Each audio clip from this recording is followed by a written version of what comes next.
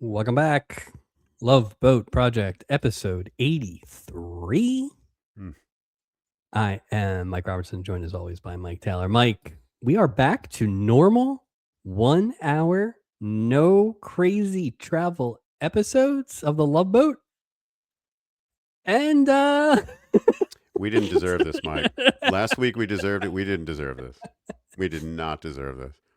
we talked about we thought this is probably going to be the first episode that they filmed after the strike.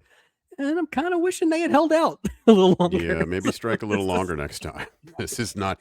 TS, you could have gotten a little more money. Yeah.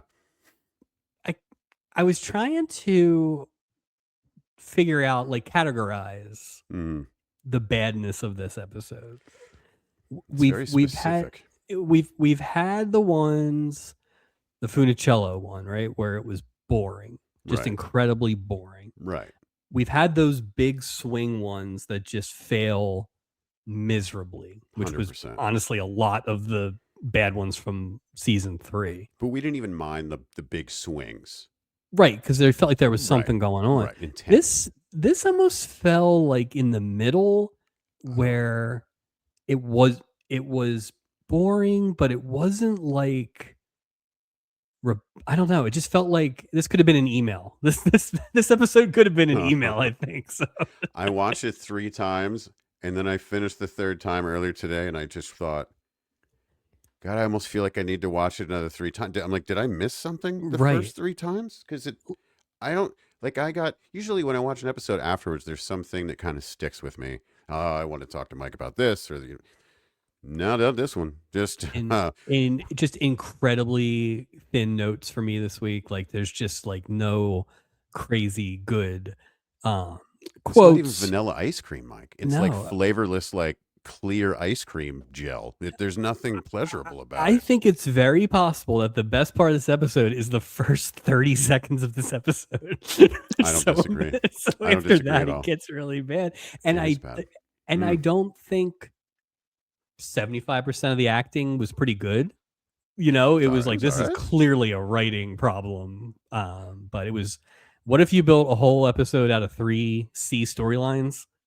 And C is maybe generous. Well, C is only because we don't have a lower grade. Well, is D still passing? That's what I want to know. Is it 65 or over? Oh, God. Well, I'll say this. I feel like it's no coincidence that there was no captain's table. That's what's wrong with this episode. That would have saved the whole evening. Yeah, but we did have a return to a captain's table tradition that you love so much. Which is, well, come on, that's how it should be. Like, we know how that goes. And what a comedy piece that was. I do that at home. Yeah. Tonight we are here to talk about season 4, episode 6 of The Love Boat, the baby alarm. Tell her she's great. Matchmaker times 2. Sure. Synopsis: parents play matchmaker, play Cupid to their children, Brett, and so it's Katie. But multiple times on IMDb they have her as Kathy, but it's clearly Katie. So. And I see, yeah, the same thing happened last week with Garrett. Remember, it was Brad, then it was Grant. Yeah, IMDb is struggling. Yeah. Anyway, the kids are on to them and they're tired of it, so they come up with a plan to kind of get back at their parents for this, with wild consequences. Single mom Cynthia seeks a single guy that her baby likes to help out being a parent. Well, wait, that's what the story was? Because I saw a completely different story, Mike. That is not at all the story. Irresponsible mom? Was that the storyline? Well, no, but single mom. What? The guy gets on. I'm just saying it's not her looking for love, and some guy tries to think, because it didn't even matter. Like, I'm just saying it was such a dumb. But yeah, they weren't going to tell you that in the synopsis. That's the same reason that guy got kernsed. So, look, my bigger issue is how much stuff as a parent can you be doing at 8 months? Like, well, that's it. Yeah. As a big old 8-month-old too. Baby Freddy, more like Baby Frankie, Frankie. more like Baby Huey. Shoot. Big ass baby. Isaac's aunt Tanya is on the ship, and Isaac convinces the crew to lie to her about her terrible acting. One of the biggest wastes of Ted Lang I think we've ever seen. So, poor Mel Stewart. Greatest Mel Stewart haircut. Great. Mel Stewart has the greatest haircut in the game, but I felt bad for him. He was good. He was the best part of this little. In addition to this thing being able to be an email, it was that thing where it was like when you have it with one storyline, you kind of can like, all right, well, we know where it's going to go. Like you always say, and this wraps up 6 minutes in and stuff like that. Right. But when they're all like that, I don't know what we did for the remaining 32 minutes of the episode. It is amazing. When I did the notes last night, I was almost like, okay, one line so I know where we're at in the story. Next scene. Like it's weird. It was and not a lot happened. No.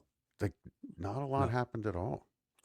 Original air date, happy Small Business Saturday to you, Mike. This is November 29th, 1980, the Saturday after Thanksgiving.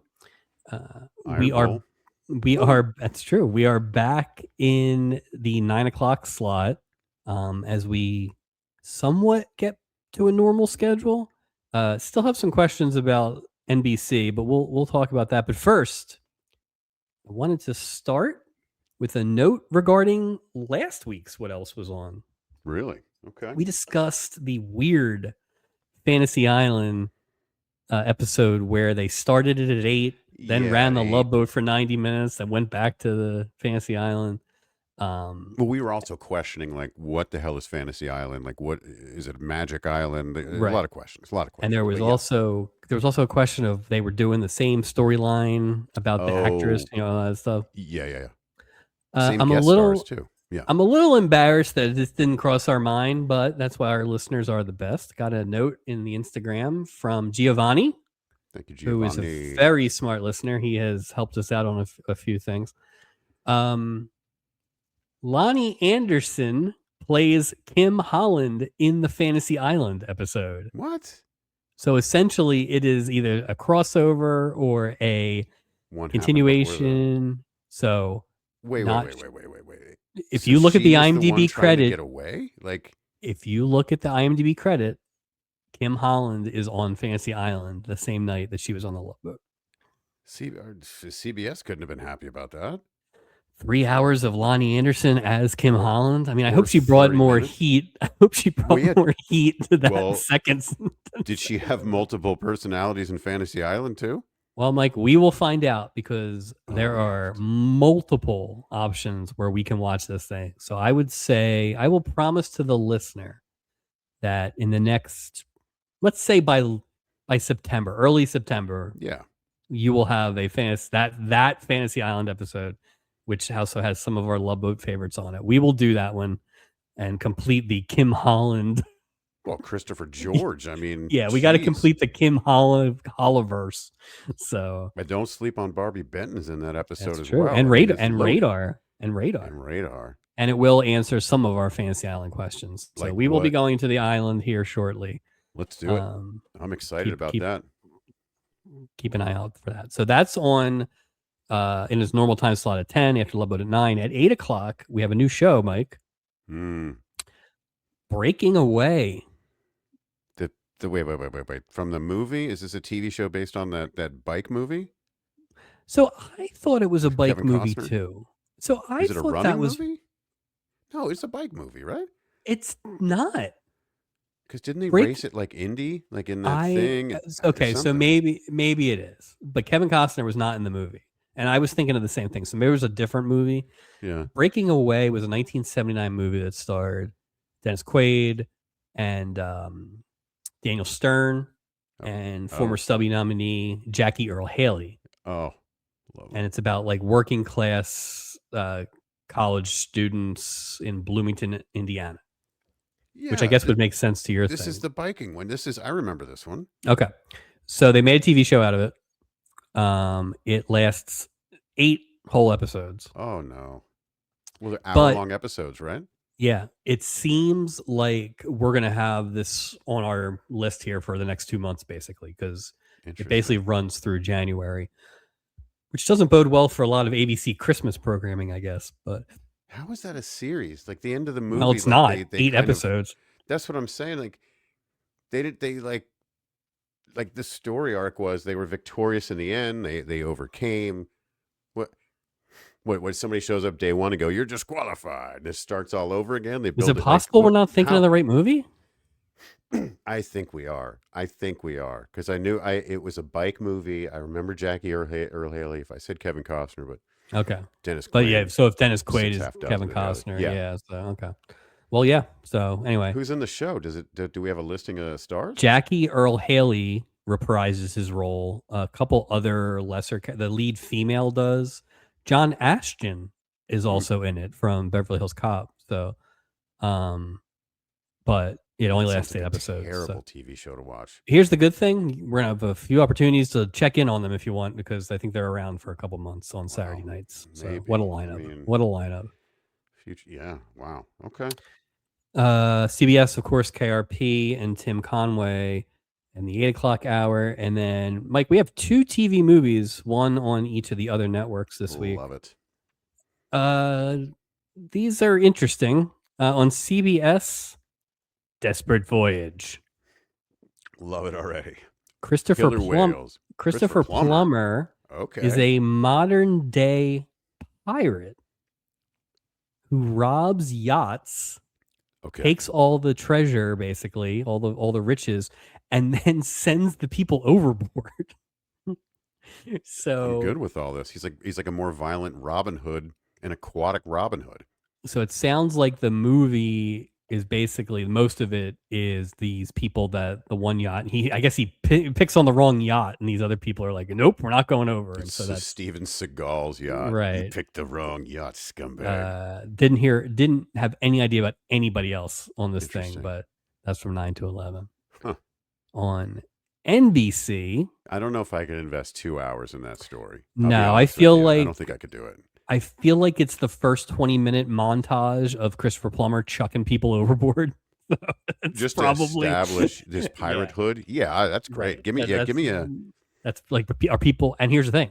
Give me a highlight reel. It's a TV movie, so are people going over hilariously, or are they going over?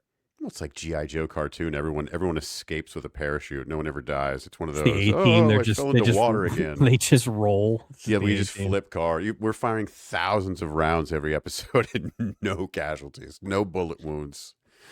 The A-team. TV movie on NBC, The Secret War of Jackie's Girls. Is this a continuation of the Georgia Peaches from a couple weeks ago? It's not the Georgia Peaches, but it's not totally dissimilar to that one TV episode we heard about. Another World War II with the ladies thing. Everybody was ripping off League of Their Own 15 years before it came out. This one is about the recruitment of 6 female helicopter pilots to help out during the war. And they're basically transporting both spies, refugees, and supplies back and forth from behind enemy lines. So it didn't star the main stars. I can't go ahead. Is punctuality important? I'm just wondering if that's like, what are the important things for female pilots other than like, don't crash the thing? Punctuality. Well, I wonder if it's like a Charlie's Angel thing. I wonder if they're like, 6 is a big number. It is a lot. I wonder That's a lot. I wonder how many trained military helicopter pilots there were in 1943. Maybe they always trained them in groups of 6. I don't know. True.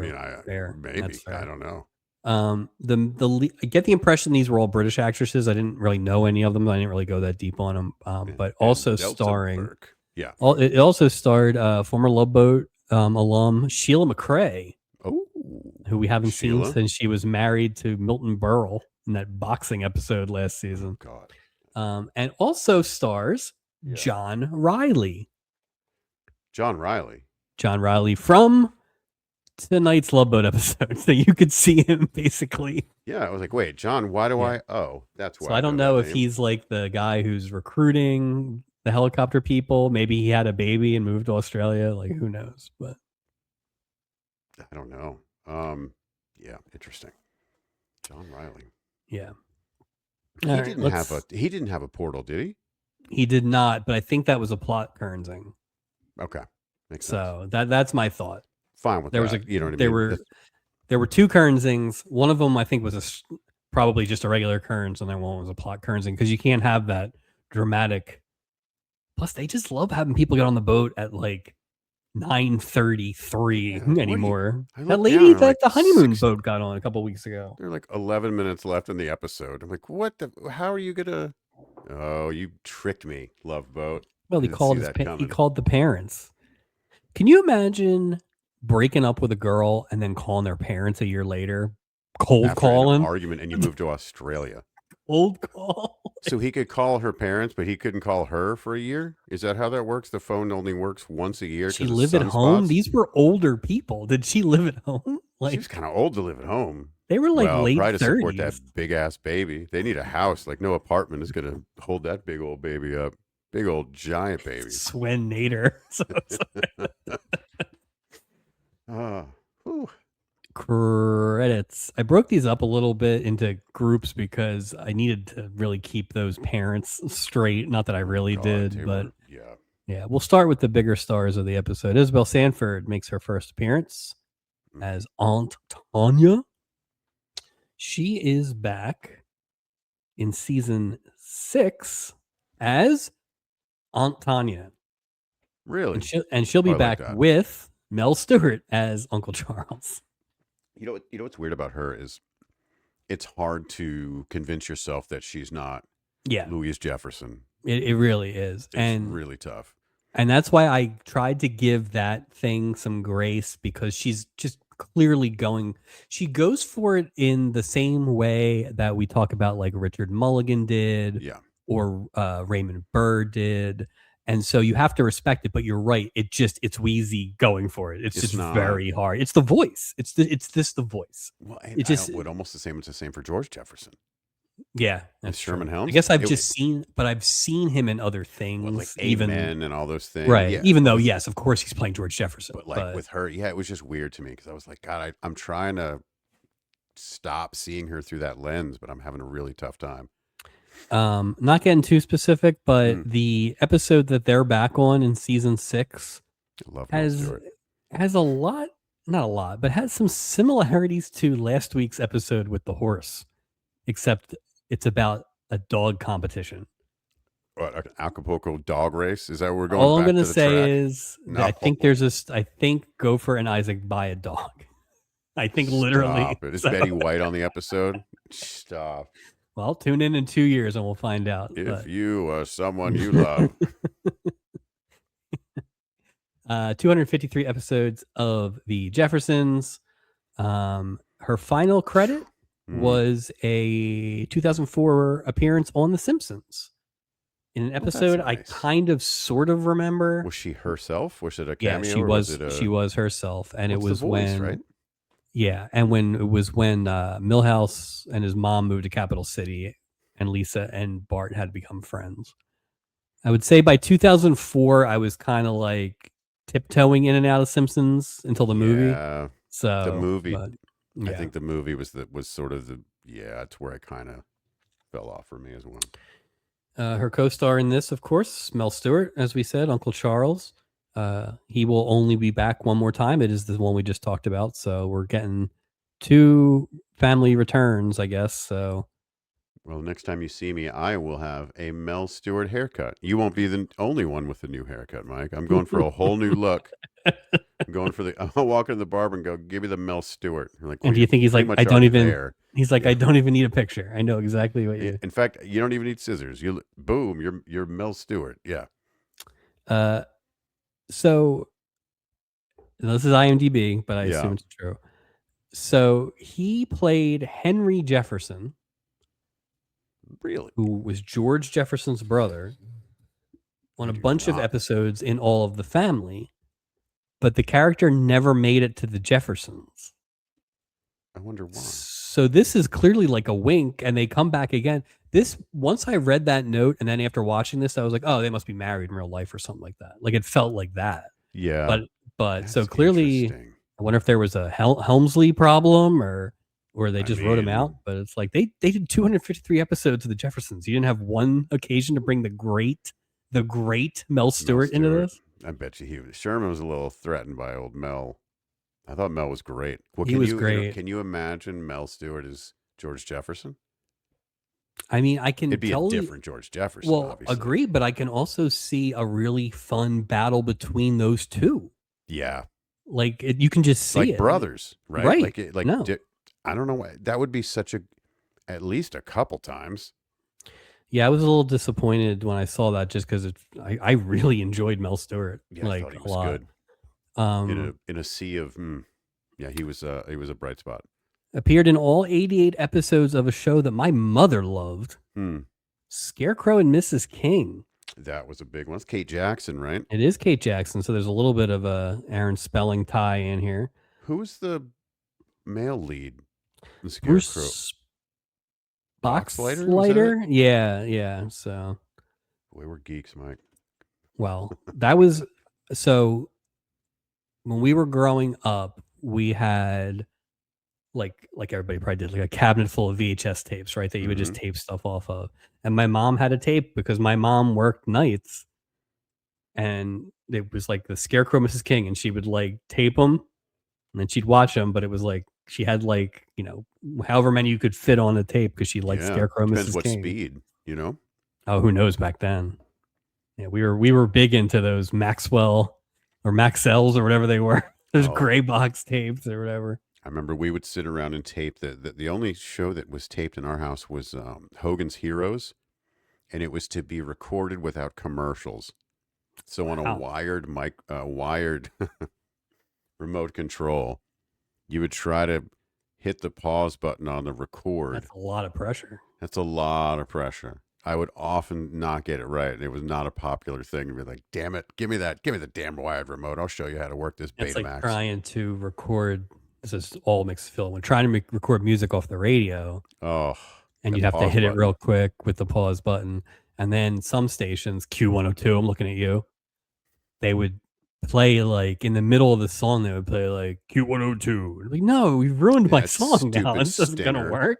104.3 WZYP. Some of our listeners will know that down in Alabama. They used to do like the top 8 at 8. And that's the heavy hitters. If you're putting together a tape, would be on that. Those were the. If we're calling out radio stations from the late 80s, early 90s in Alabama, this is the indication of how this Love Boat episode is going to go. I wonder how this episode is. Well, they brought up 104.3 WZYP, so multiple times. Oh boy. The only returning star for us out of the 11 people we have listed here this week, Melissa Sue Anderson is back as Katie Cummings. This, of course, is her. This is her third appearance of 4. She will be back for a 2-parter in season 9 when we go to Spain. Spain? That's a lot. They're going to go cross Atlantic? Or you're going to fly? Like, where does the boat come from and go to? Listen. That doesn't even make any sense. Of course, she is a Stubby nominee from last season for Best Musical Performance. Because and good news, a musical performance. Yeah. Good news for those of you who remember the Chubbs episode a few seasons ago.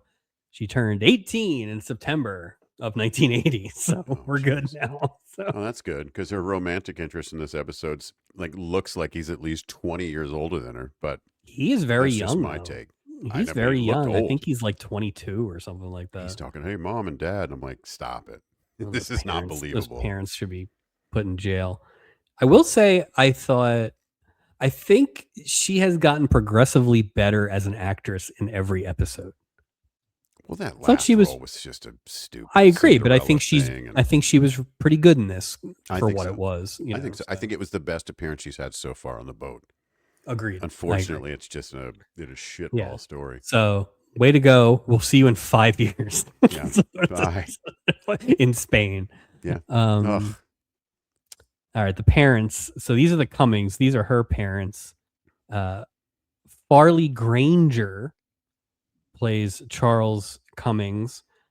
First of two boats. He is back in season 8 for a two-parter. That also includes, let's see, Dana Plato and Christopher Knight of the Brady Bunch. Oh, wow. I want to say that Fairly Granger sounds like a WWE developmental name that they just gave somebody. Or it sounds like Fairly Granger, the #1 weed whacking company. Yeah, like if you have bugs, spray on some Fairly Granger. It's a weird. This Wow. guy, it sounds like he was a bit of a younger star. He was in some Hitchcock movies. He's a handsome man in the picture I'm seeing right now. This week led the league in IMDb bios that were very long, but didn't say much of anything that helped me figure out who they were. Is the best. Like I looked at his IMDb and I'm like, huh, okay. Yeah, but at least there was something I've heard of in that. That's true. That's true. The wife, Mrs. Cummings here, is played by Joan Loring. This is her only boat.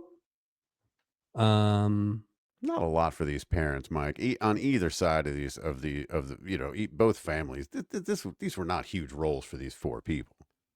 She was an Oscar nominee in 1945. Once again, a very long IMDb bio that at one point mentions that her career took an inexplicable dip. Really? Yeah. She was in a lot of stuff and then she wasn't. She pissed somebody off. Yeah. This ends up being her last credit, her last acting credit. But she lives for a long time, so something happened there. She made somebody mad. All right. Let's talk about the Renegade. Lorenzo Lamas. Lorenzo Lamas plays Brett Clark. First of 3 boats. He will be back for 2-parters in season 6. And that Spain trip in season 9. That's right. He'll be back with Moso Anderson. His name's Lorenzo Lamas. Of course he's going to be in Spain. Look at this guy, Mike. Come on. Forget that one. Let's talk about season 6 2-parter, which goes to Greece and Turkey. Involves a diamond heist, Jamie Farr. Okay, I'm kind of excited now. I got to be honest. Lebanese. Get real excited. Huh. Julie, when she was younger, sent in money to one of those things to like adopt a child or something like that. Not adopt a child, but like give money to a child or whatever. Oh no! In Greece, Jamie Farr. In Greece. So they bring the whole ship there. Well, since they're going to Greece, she's like, "Oh, let me check in on this little guy, see how he's doing." Who's that little guy, Mike? Jack Chanot. No, it's Lorenzo Lamas, and he's quite wealthy, and I'm thinking in 2 years, quite handsome. So that'll be interesting. He's pretty handsome now. You know, like let's just be honest. Yeah, but that's not her. That's not her MO. He can be as handsome as he wants to, but you and I both know, unless he's at least 10 years older than Julie, she doesn't even see him, you know? Didn't you think that old Bill had a lot of Jack Chanot energy in this episode? Yeah, I thought so. He definitely had some like Jack a Chanot lot. energy. Yeah. Poor man Tony Roberts 100%. there. Yeah. He was the only person to appear in every episode of Falcon Crest. 228 episodes. Now, was that the? Wait, which one was that? Was that the spinoff of Dallas, or is that? I think that's the spinoff of Dynasty. Dallas is Knots Landing, and Dynasty is Falcon Crest. Does that sound right? I don't know. We really should know. I wouldn't this. even That's know. Embarrassing. They're just soap operas, essentially, right? And I don't mean that in a bad way. It's just for lack of a better. Yeah, they're primetime soaps. Yeah, I mean that's what it is. Interesting.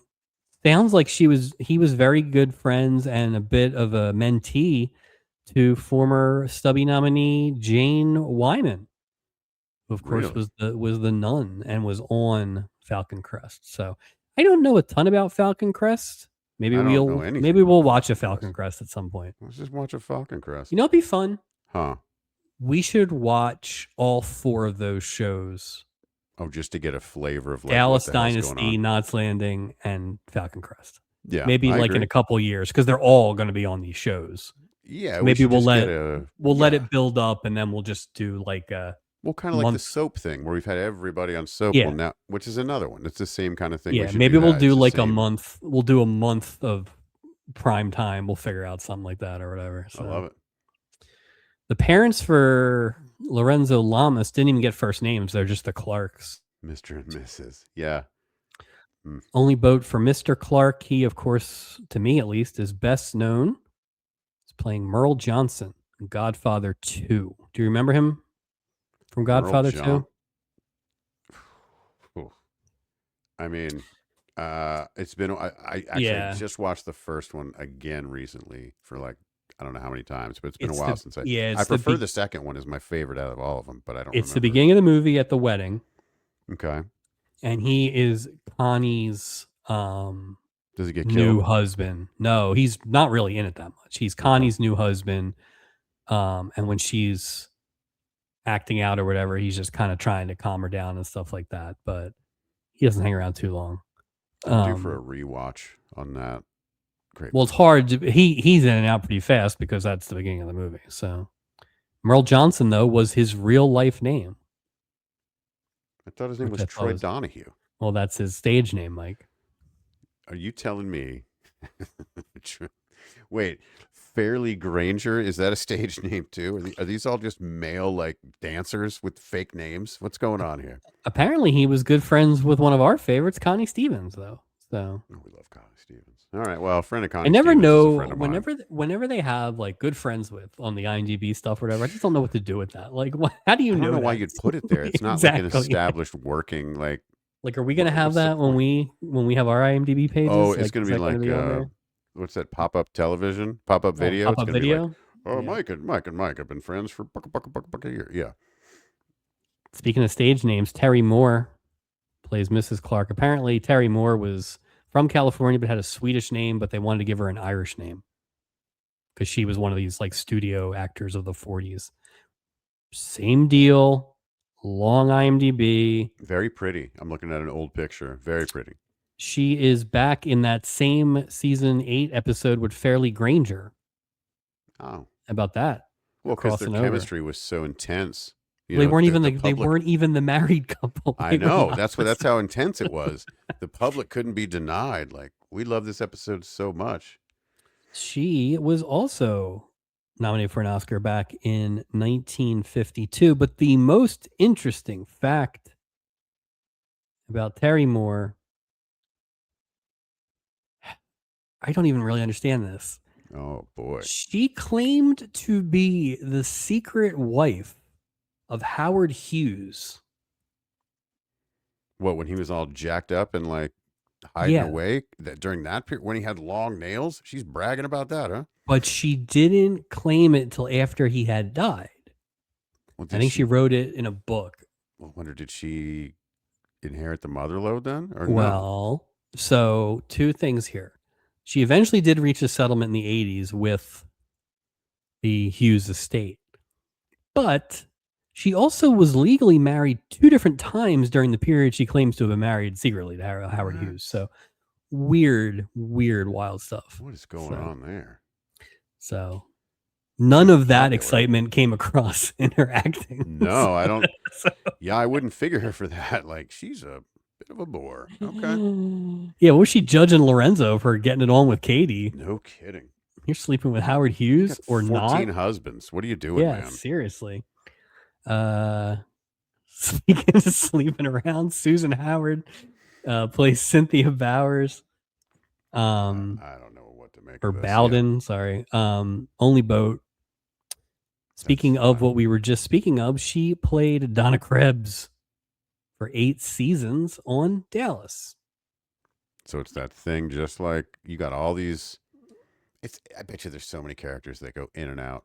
We had somebody that played Ray Krebs earlier this season.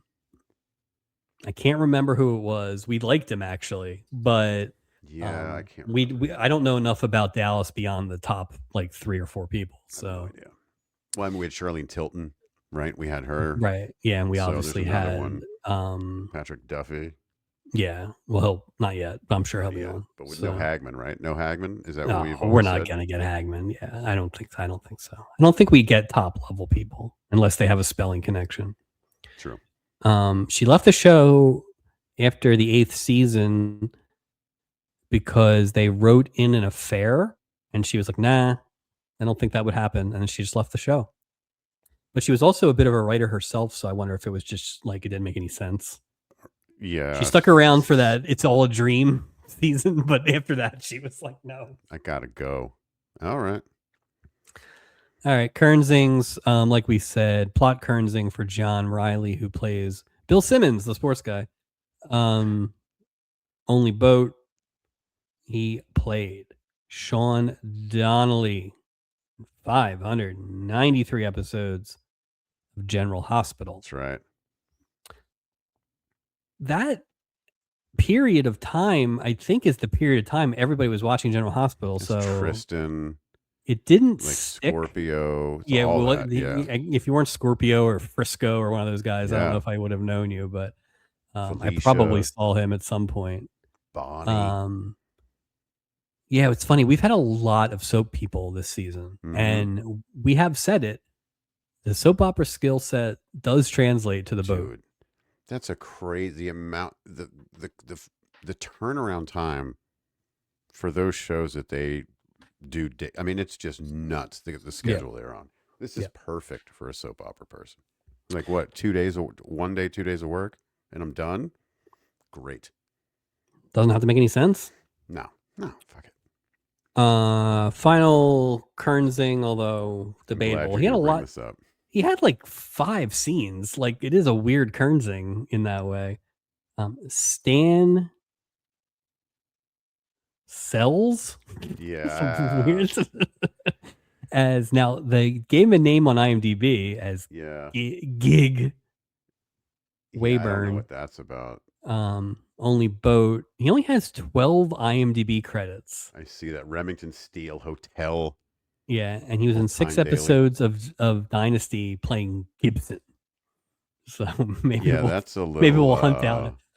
It just felt like this guy's got a lot of lines. Why is he not in the credits? So, but there is one more Kernsing, Mike. Oh, go ahead. Final Kernsing of this week goes to the man that played Robert the waiter, the great Don Bovinglow. It's his 3rd appearance on the boat, Mike. That name just rolls right off the tongue. I forgot about Robert the waiter. He's what was he? So in season 1, episode 19, Until the Last Goodbye, he played pianist, right? This episode, waiter, and we'll see him in season 9 as Howard. Mike, that is excellent work by you, because the band gets some front and center action in that Last Goodbye, because that's when Paul Burke takes a dive into the drums, right? So. Yes, it is. It's a great episode.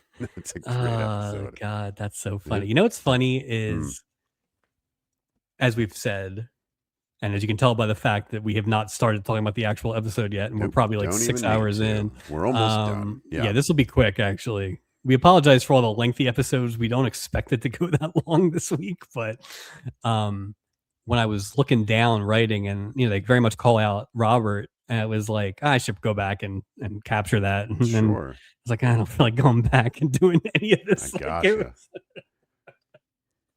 I mean, I wasn't even going to say it, but he's, a 3rd appearance, and he had a speaking role. Well, and it's not just that. It's a stubby thing. Yeah, right. boy, well, I mean, we've basically already reached the amount of crew members that we did last year. That's true. We could go ahead and award some of these categories next week. Don't forget about Doris. Don't forget about Doris Roberts. She'll be back. We got 3 different horses as nominees already, so we're doing great. Yeah, the stubbies are going to be great this year. Oh, I will say this: we are now 6 episodes in, which means we're basically a 4th of the season done, which is insane. That's crazy. That's crazy. Definitely not a season of anything which makes the fact that it was the season of the olds last year all the more Stands out dramatic. Yeah. 100%. And I'm glad that they got the big award. Yeah, I feel like that was, in retrospect, that's going to be even smarter, and history will look fondly on that from us. I think so. All right, let's get on the boat. As we said, not a lot here. This, we did not deserve this. I'm not even sure I'm going to look at my notes because I generally know what happened. Yeah, it's not much happened. Yeah. But the one scene that starts the show was actually the most interesting scene, in that the only other time I think we've actually seen the crew members kind of board the boat for the cruise was when Doc and Gopher came on during that flood. And even that was like they came in mid boat or something. Doc like came in, remember, and he had a rain stuff on. Remember, because he was sneaking in, though. Yeah. In. And civvies, you don't see all four in civilian clothes. All four of them are in civilian clothes, and almost felt like either they had an amazing timing and they all arrived at the same time, or did they carpool? How about Doc's jacket? You see that suede blazer? I think it's the same one. Well, I think it's the same one he was going to wear to go find Gopher in prison. So was he going to trade his blazer for Gopher? I like the fact, now that we know Doc is a former Beverly Hills doctor, I like the fact that he's kind of big time, and Doc must have made yokels. Doc must have made so much money that he has all this money still after 4 divorces. Well, he spent it all on Japanese robes and suede blazers, Mike. Come on. That might have been who Ray Krebs was. It was the guy who made those people sign the paper. Oh, that might have been Ray Krebs. That might have been Ray Krebs. That's funny. Yeah, that may have been him. Anyway, the 4 of them apparently had some out of work fun this weekend. Isaac invited them to see his Aunt Tanya's portrayal of Lady Macbeth at a church play, which I have had lots of jobs where I've had friends outside of work, but I don't know if I ever would have done that. That's a big ask. Lady Macbeth at a church. So they kind of immediately tell you how bad it was and how was this the worst weekend we ever had, and Julie's comparing it to Poison Oak and all this stuff. Long story short, Aunt Tanya, terrible actress. Awful. Isaac apologizes for it, but the guys are like, all right, well, that's it. That's the end. That's the last time we have to talk about that. Goodbye. End of that storyline. Yep. But Isaac had ulterior motives inviting everybody to that play. And this is where the story falls apart and really the episode ends. So this is, it's beginning and ending. So Aunt Tanya and Uncle Charles are going to take the cruise. Fine. Okay. Isaac wants them to lie to her and actually tell her what a great performer she was. So wait, let me ask you. Go ahead. Is Aunt Tanya his mom's sister? Or is it Mr. Stewart? Where do you think the link is? Interesting. Is it his dad's or his mom's in relation to his mom smacking him? I'm just trying to figure out, because I feel like Isabel and this feels like his mom's sister to me. I thought so too. I did not consider the fact that it might be Uncle Charles who's the blood, or his dad's sister, or the dad. The only thing we know about Isaac's dad is that he was older, right? Isaac brought that up, that he was an older gentleman, and I would say these guys are probably contemporaries of Pearl Bailey. So I'm gonna go that they're on the Pearl Bailey side. Yeah. Well, because what he's doing for her, you know what I mean, makes me think that's the sister. Yeah. Well, here's the question. What is weirder?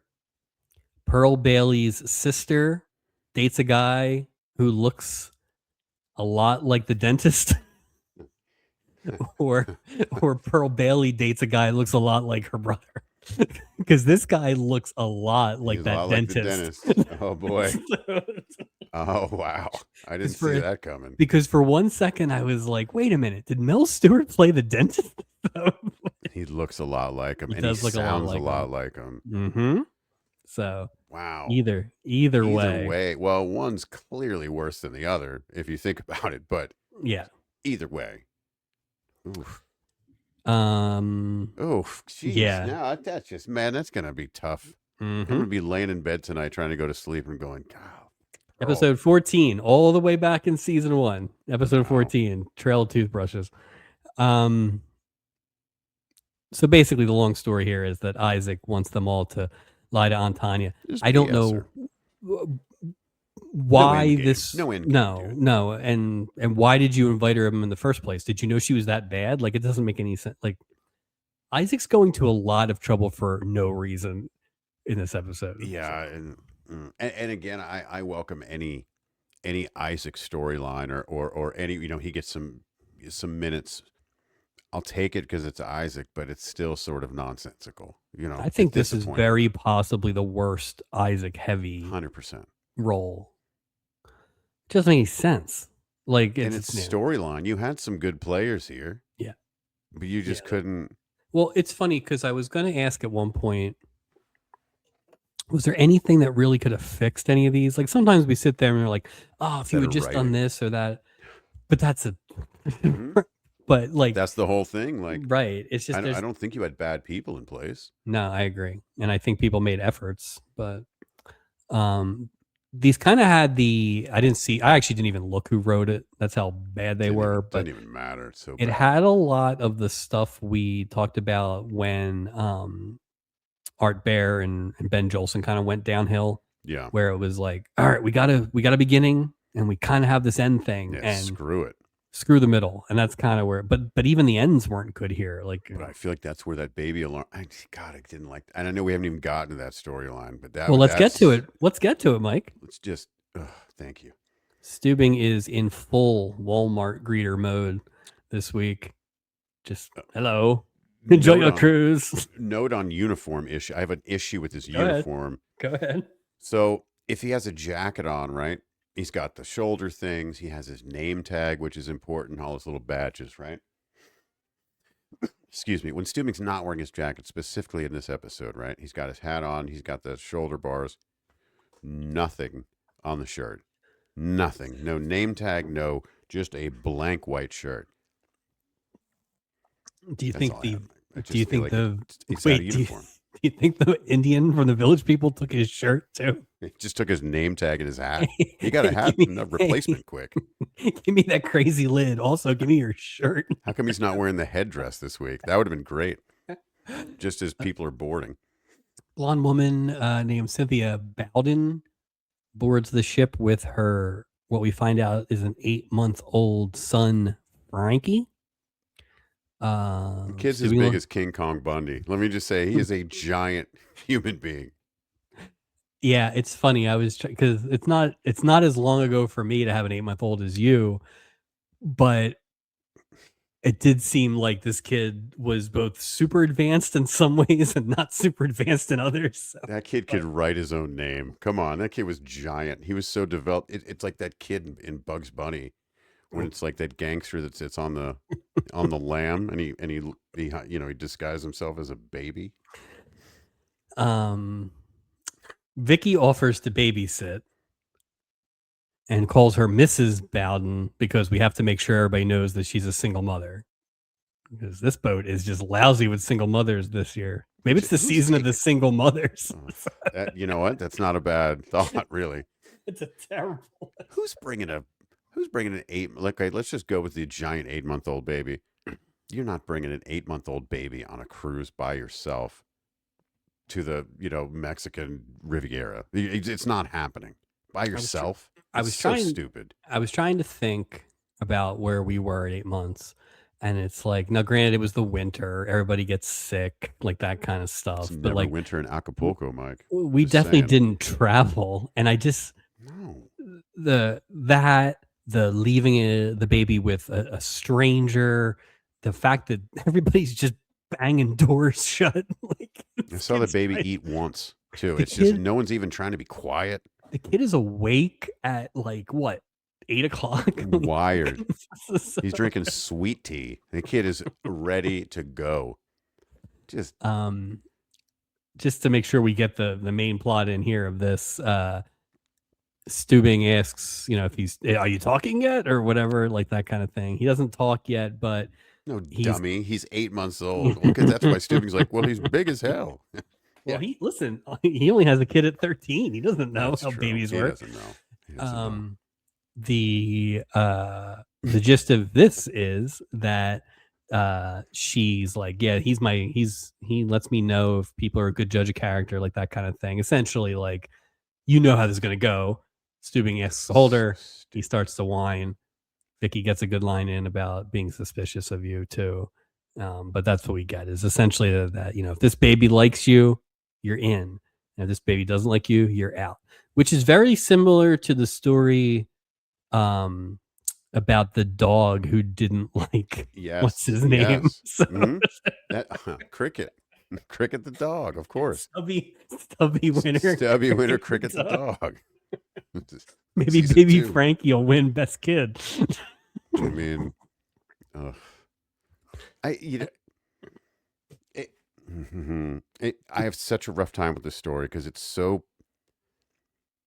When she's getting on the ship, Mike, when she's saying, "Oh, the baby Frankie's the greatest detector or whatever," Yeah.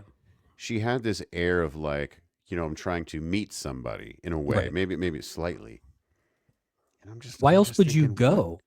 Why else would you single go? mom, you're gonna bring it to 8. What are you doing? Like, I what? can't. I It's so think stupid. I think I can't remember the first date me and my wife went on after we had a kid, and we have like actual babysitters on dry land here, Yeah. but we weren't going out cruising for chicks. Like it's Where we went? We went on a date to dinner somewhere near the Walnut Theater in one of those, you know what I mean? Those restaurants that are right yeah, down there. yeah. We didn't go to Acapulco, and that's No, without child. We went to a yeah. local restaurant for an I was hour, within 10 minutes of my house. I know that. Yes. Like so. Yeah, we were right down the And I'll tell road. you Come one. on. I'll tell you another thing. I sure as hell wasn't out for 3.5 hours. I know that. It's like so. No, no, no. Why would then what are you bringing you just got on the boat and you're gonna leave the baby for 3.5 and then you're not even gonna Don't you pay her? still have to? Don't you basically bottle feed every 3 hours when they're 8 Baby months? doesn't that baby look, we saw that baby doesn't need any more food, Mike. That baby's giant. That thing doesn't even eat. It just eats mashed potatoes, just bowls and bowls of mashed potatoes. Aunt Tanya and Uncle Charles arrive on the boat. Aunt Tanya is still talking about how bad she was in that church play. She knows. She knows, and she'll never She be able knows. to see her friends again. Nope. So, like, if Isaac had just done nothing, it would have been Everything fine. would've been She would cool. have gotten over it. And yeah, exactly.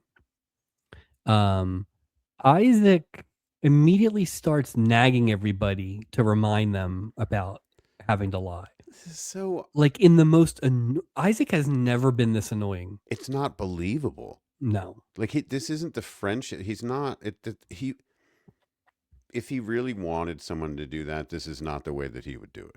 No. You know? Julie does it, Doc does it, Gopher does it. They all do it with increasing levels of Aunt Tanya's being snowed by this. So by the time the third one comes and Gopher starts, she's like, she's really like already believing it. Which again, 2 minutes ago, she was like, I suck at acting. Yeah, I'm never doing that again. Right. Wait. Yeah. Charles is like, I'm getting off this boat. Isaac's like, why? He's like, because if your crew knows as much about sailing as they do about acting, we're all gonna die. So. Mel Stewart was I tell you what, just the shining star of the week. You know what I mean? We do have a Friends and Family Award. Mel Stewart can get in there. So he's great. It's technically family. All right, next boring storyline. The Cummings are on the boat with their daughter Katie. They were looking for the Clarks and their son Brett. This is such a stupid storyline too. I forgot how dumb this one is. The Clarks arrive. Everybody is glad to see each other. The parents immediately go into storyline mode, which is they're trying to set up Brett and Katie. They've apparently been doing this for years. Brett and Katie, very aware of it, very over it. Right. But they do. I will give small compliments to this to the Brett and Katie part of it. Yeah. Because they were like, they didn't hit you over the head with it, but they clearly like have been friendly at least. They've been friends. You know, I don't think they're like keeping up with each other too much, but like, no, but everybody's got friends like that, right? If you have parents that are friends with another set of parents that have a child their age, you're gonna like, it is what it is, you know? But basically, that's, once again, this could have been an email, or as you always say, it's a radio show. This is what it's going to be. Yeah, this is what it's going to be. It's a radio show. Yeah. Yeah. Like, it's basically like every now and then you get Lorenzo Lamas with "Here They Go Again." Like, that's it. That's all it is. Okay, Mr. Wayburn. You're sitting at the bar. Spots old Cynthia. He is interested. But Isaac's like, hey, you see that bassinet over there, dummy? See that giant bassinet? There's an equally large baby in there. Ugh. What are you doing? What are you doing? Well, also, like, I don't know. It's a hot deck. There's no shade. That baby's sweating his ass off. She's trying to get him to make weight. He's got a fight coming up or something. She didn't give two shits about, you know how hot that baby would be on a shadeless deck in the sun in the Pacific. I just don't think an 8-month-old should go on a boat. I don't know. No. Unless you're like going to Ellis Island or something. Like, it'd be like, I know that we took, we flew, I don't know. I guess he was about that age, right? But the reason we flew was we had to go to a wedding, right? And flying, so give me a reason, right? Well, it's quicker. Right. It's quicker, right? Yeah, my son has flown already. You know, it's like, and some parents do this all the time, but this just felt incredibly unnecessary / selfish / wouldn't the story have been better if she was going to Australia to find Bill? I mean, the fact that whole thing didn't even, she's going, Jesus, just her. It's so dumb. It's just, look, I know I talked a bunch of nonsense about the 2-parters and the 90-minute ones, Mike, and I was like, can we just get back to, but I'm going to repeat it. Can we just get back to a normal fucking episode? This is just the worst storyline. It just, again, I say, I watched it 3 times, and after the 3rd time, I still felt like I didn't watch it. Not getting those 3 hours back. No. Watch the same stupid commercials on Paramount. The commercials on Paramount Plus were better than 44 minutes of this hot garbage. Wayburn gets her a white wine. Isaac suggests she should get some milk for that baby, but he goes over to introduce himself to Cynthia, and we get a whole bit where the baby Frankie likes Wayburn gig, at least right now. So he's in like Flynn as far as he's concerned. I'm sure nothing else will happen there. Let's see. All right. So Charles is pretty pissed. Yeah, he's not happy. He's pretty pissed at Isaac for all this nonsense. Isaac starts on his little jag about how, listen, isn't Antonia a great wife and mother? Isn't it okay that we lie to her a little bit? And Uncle Charles was like, yeah, I guess. And that's the whole reason they're doing this. Did it, dude. What are you asking for forgiveness at this point? Like, what do you? Awesome. Great storyline, guys. Great. We really have thought of everything here. And none of these storylines need to happen on a boat either. None of these are dependent on being like in a nautical theme. Not one of them. No. Well, except this one, maybe Brett and Katie are at the pool. That's nautical. You have a pool.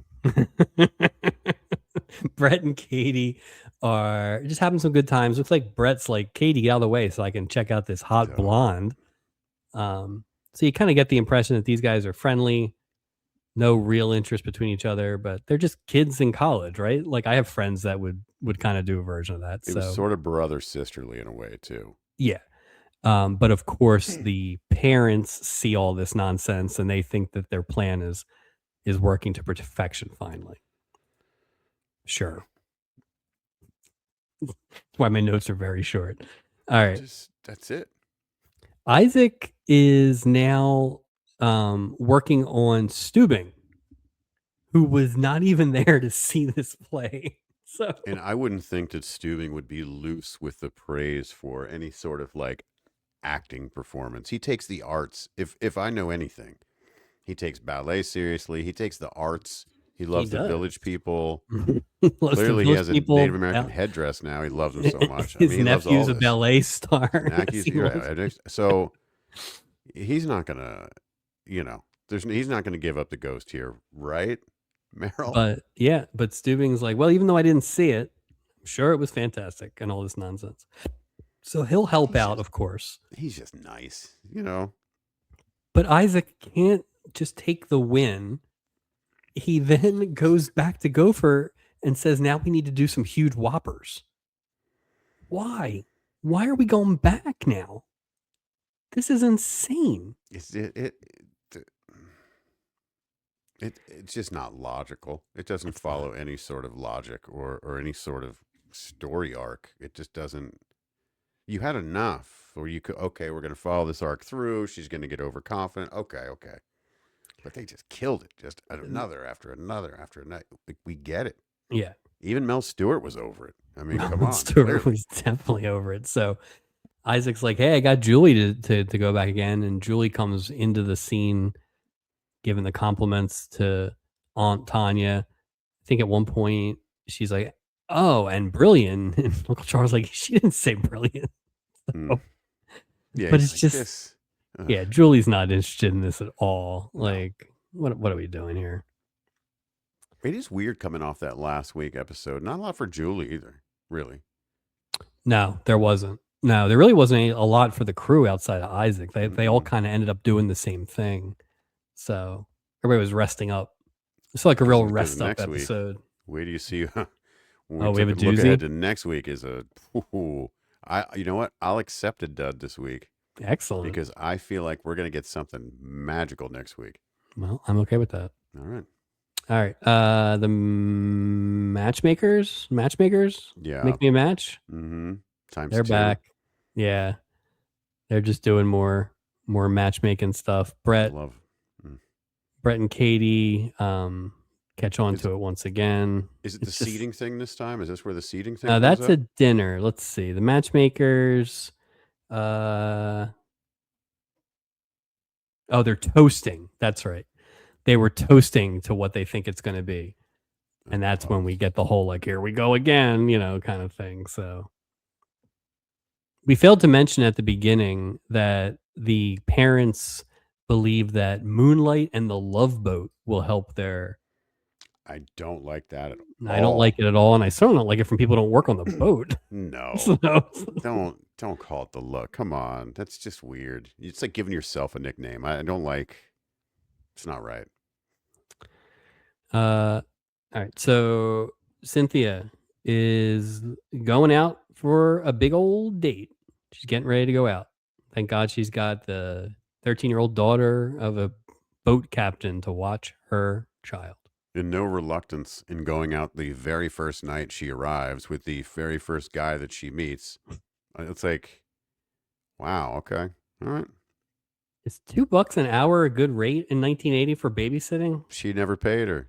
Doesn't even matter. Well, it's the best. It's the best rate, I guess. 5-finger discount, whatever. So, what time is it? So she's going out to dinner. So what's like the earliest we've seen dinner on this boat? 6:30. Probably. But this creep that's trying to bed her is not going out at 6:30. No. 8. Well, 8 seems late based on the baby. Like, so. Well, what? You got to do a dream feed at the least, right? 8 months. Like, so. What? No mom is going to go to dinner like that and leave her baby with a complete stranger and just take off for multiple hours. It's just not happening. It's so long. It's a strange room.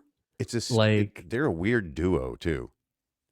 Oh yeah. There's no noise machine. No noise machine. Just people slamming doors. Just shag carpeting and drunk people in the hallway all night long. Oh my God. All right, let's see. Now we're at dinner. Imagine how mad you'd be, Mike, if you went on this cruise, get a little R&R, and you're right next door to some crying ass fucking baby just all night long, just crying. And Well, it's and your break from the baby. Oh God, I'd that's want to the jump overboard. thing. It's the doors are a plot point because sometimes the doors are paper thin Yeah. to the point where people can like overhear conversations. And then this baby is not sleeping, or something in the hallway is waking up this baby. Right. Certainly these rattling ass doors are knocking around. Like, so. At least the horses last week didn't keep everyone up all night. You know, they just went on a They just floor woke up below. They just woke up stupid. They just woke up stupid. It's just All right, it's dinner time.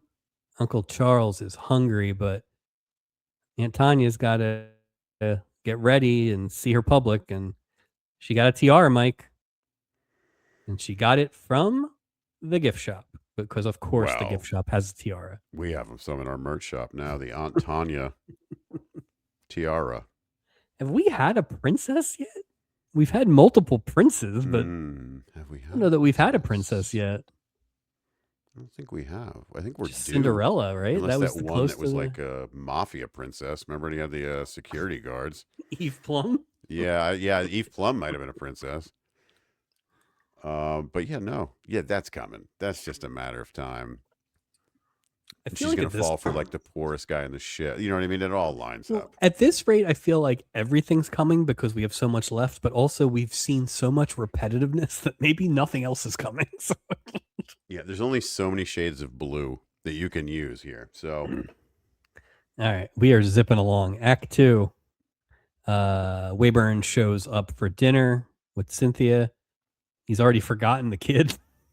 She's like, I've been thinking about Frankie. He's like, who the hell's Frankie? That's great. You're a hot start, dude. You're this is why you didn't get a credit. That's right. He doesn't even have a photo on what I'm looking at. Gopher tells Julian Doc that he's done lying for Isaac. This is ridiculous. They all agree because, of course they do. But here comes Isabel Sanford entering like a queen.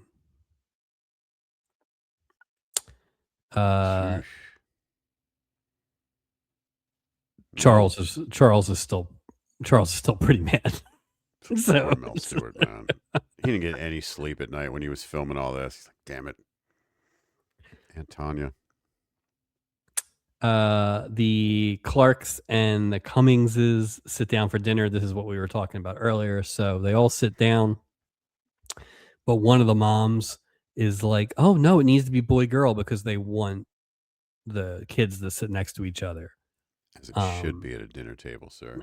And so not since Stubby in season 1 that's right have we had the boy girl rule, despite Mike Taylor's urgent pleas. We get just the highest of comedy as everyone moves around in their seats, and guess what, Mike? They ended up in the exact same spot they were. It's hilarity. Oh, love my it. God. It's like a Charlie Chaplin movie. It's my favorite little thing. Yeah, I love seating charts. Just nothing makes me giggle like a good boy seating at a dinner table. Wonderful. Wayburn is just trying to ply this single mother with booze. Like, pulls out a funnel at one point. Yeah, he's just ready. Hey, do you drink Fireball? Can you do shots of Fireball? Yeah, this guy. I have gone on dates with people I knew had kids maybe once or twice in the old days. And I think I would just went the other way. And I was like, do you have to leave now? Do you have to go home now? Like, I just assumed, and they probably had like 12-year-old kids or something. But well, I think it changes the overall expectation because there's a greater responsibility at play where this guy's like, look, I got blinders on. It didn't change this guy's expectations. He's like, back to your room? Okay. Sure. Why not? Yeah. Poor Fred. He orders more liquor for the single mom. Isaac's like, well, I guess you passed the baby test. And he's like, yep, and now I'm going to pass the mommy test. So this guy sees no roadblocks in his future. Well, plus as a mom to an 8-month-old, I'm sure she's not regularly tying one on either. Well, here's the other thing getting too. Hammered. Now, he clearly did not see the giant bassinet the first time he laid eyes on her, right? But I don't know how that's possible with that giant baby. This guy at least fancies himself as a Lothario. nobody loves Right. this guy more than this Nobody guy. loves Yeah, gig more than gig. gig. So, I keep looking at it and I'm going, that can't say well, gig, it can't but yeah, be it says jig, gig. right? Like gigolo. Oh, maybe it's Oh, gigolo. it is jig for gigolo. Oh, Boise, Boise, bop. Gigolo. There are a few things in this world that I enjoy more than a David Lee Roth impression. And that's just woo, goosebumps. That's my Um, favorite. that's funny Gigolo though. Waden. Yeah. But you would just think, like, of all the gin joints, right? Like, you're not going to chase down the guy because you're right. If you gave 2 seconds of thought, I can't go back to your cabin. You probably can't come back to mine. Right. This is a waste of Old time. Jig should have moved on. There's Oh, hundreds of people on this ship. come on, dude. More parents interference. Of course, just it's unnecessary. This was on the dance floor. They like basically cut in on somebody to free up Katie. Well, like it's Gopher, because remember Gopher was dancing with her, and then which is weird. I thought we decided we were going to keep them separated. They should. It's ridiculous. And then the parent cut in for Lorenzo Lamas, which is like, we know that's not that. I mean, we don't even have a rule for that. It's so egregious. Like, you can't. That's designated cutter in. Like, you can't do that. That's not. If you're not going to be the one to cut in, then you can't accept a dance. Like, that's ridiculous. Stubing has an idea, Mike. Oh boy. Oh boy. So he tells Isaac, he's like, Isaac, is Aunt Tanya here? Now, we failed to mention before when he finally gave Aunt Tanya that compliment, he like chased her down in the hallway. He never met Aunt Tanya. He doesn't know what Aunt Tanya looks like. He just chased down a black woman in the hallway and assumed it was Isaac's aunt. He's going to walk up to the wrong woman. Oh, no. So at least he knew to ask this time. But, he gets up, and this is always just the worst. Whenever you give Stubing a stage, it's always just the worst. May I have your attention, please? Hello, everyone. No. And so he basically is like, in our midst, we have a fine actress who played Lady Macbeth recently. He knows none of the details. These are all the details he knows. He just heard it from Isaac. Right. Scuttlebutt at best. So he's like, I think if we give her enough applause, she'll stand up and take a bow. And Stubing thinks, okay, I'm so good at this. I'm so smooth. But he doesn't know that Aunt Tanya is a psycho at this point. He doesn't know what he's getting into at this point. Yeah. So she gets up and she just starts doing Lady Macbeth. And this is where I couldn't get out of the Louise Jefferson thing. Oh, yeah. Because I couldn't. It took me out of it.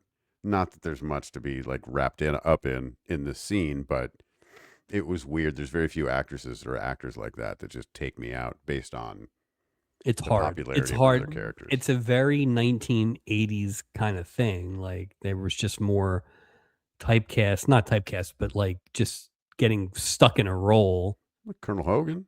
Yeah, that's true. I mean, people like that, Radar, same kind of thing. They're these, classic characters. Well, Alan Alda, right? But she's in a tough spot because her voice is just so distinct. No, you're right. It's like, it's not just the role.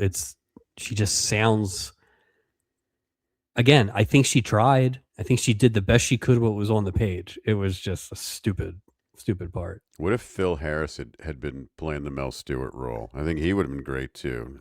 What if Phil Harris was playing Aunt Tanya? I mean, it would work. Boy, this Shakespeare's a job, mother. Shut your mouth. Just the only good part of this whole thing was she's kind of buzzing through the not Lady Macbeth parts, and she said, and there's some other folks, this Macbeth guy, or that's like she just kind of doesn't care. She doesn't care. I would say Macbeth is probably the play I know like the second most about. Like everybody knows Romeo and Juliet the most, but like Macbeth is probably the one I know the most about. Like I definitely make the blood on your hands, can't wash it off thing joke a lot as a reference. Were you a big Mel Gibson fan of it? Is it the Mel Gibson version you're the fan of? I bet you the first one I saw was he wasn't. That was Hamlet, wasn't it? Isn't it same thing, right? Basically, it's not the same. Same thing. No, Isn't it part one and part two? Like Mel Hamlet and then. Gibson's Mick Hamlet. I took a Shakespeare class at Temple, and we watched the old one with Orson Welles, I think, maybe. How was it? I mean, those things all feel dated. Like when Lady Yeah. Macbeth jumps off the castle, it's pretty. It's not. There wasn't AI back then, put it that way. It's like they just kind of threw a rag down a hill. I was a big fan of. I like Taming of the Shrew. Yeah. More so, obviously Romeo and Juliet I thought was awesome, but Taming of the Shrew was probably. The Well, we used to Tempest go. was good too. Yeah. I don't know if we probably still went when you moved up there, but every year in West Philly they would have Shakespeare in the Park, and we would see something outside, an outdoor production. Who could forget that? I remember those days. It would be 200-300 degrees. Yep.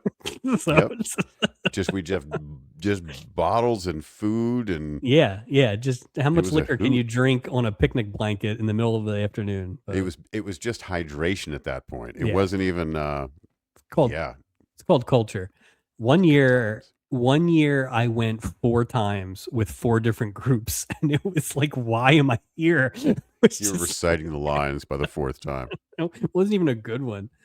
All right. So Wayburn is going back to the cabin, and this is where it's like, dude, did you think this out?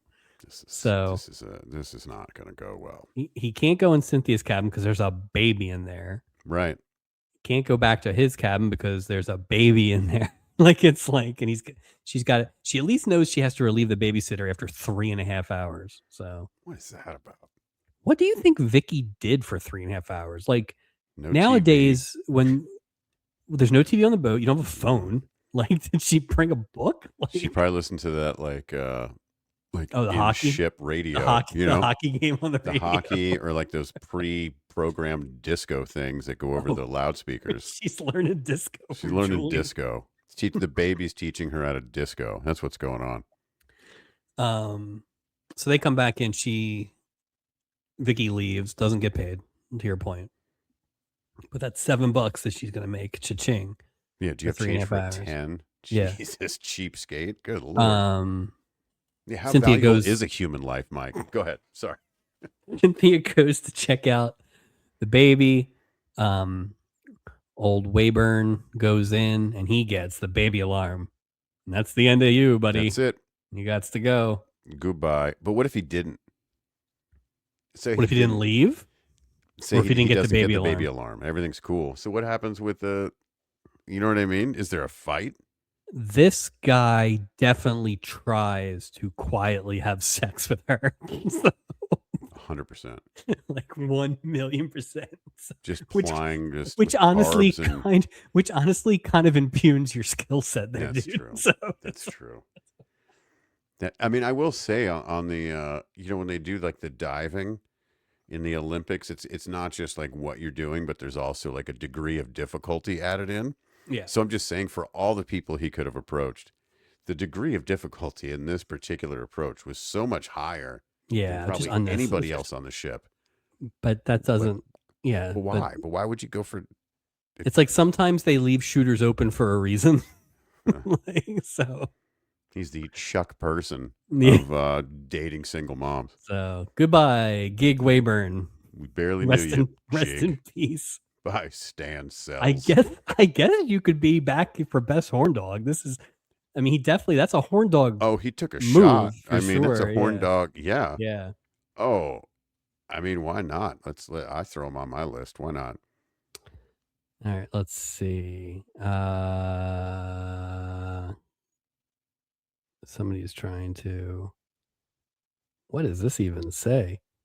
Oh, it's funny. I put Bretty. That's what threw me off. I was like, old Bretty. Brett is trying to convince Katie that he has a plan to kind of get the parents back to knock off all this interference. Brilliant, because he's known for his brains. He's a renegade. He's a renegade, Mike.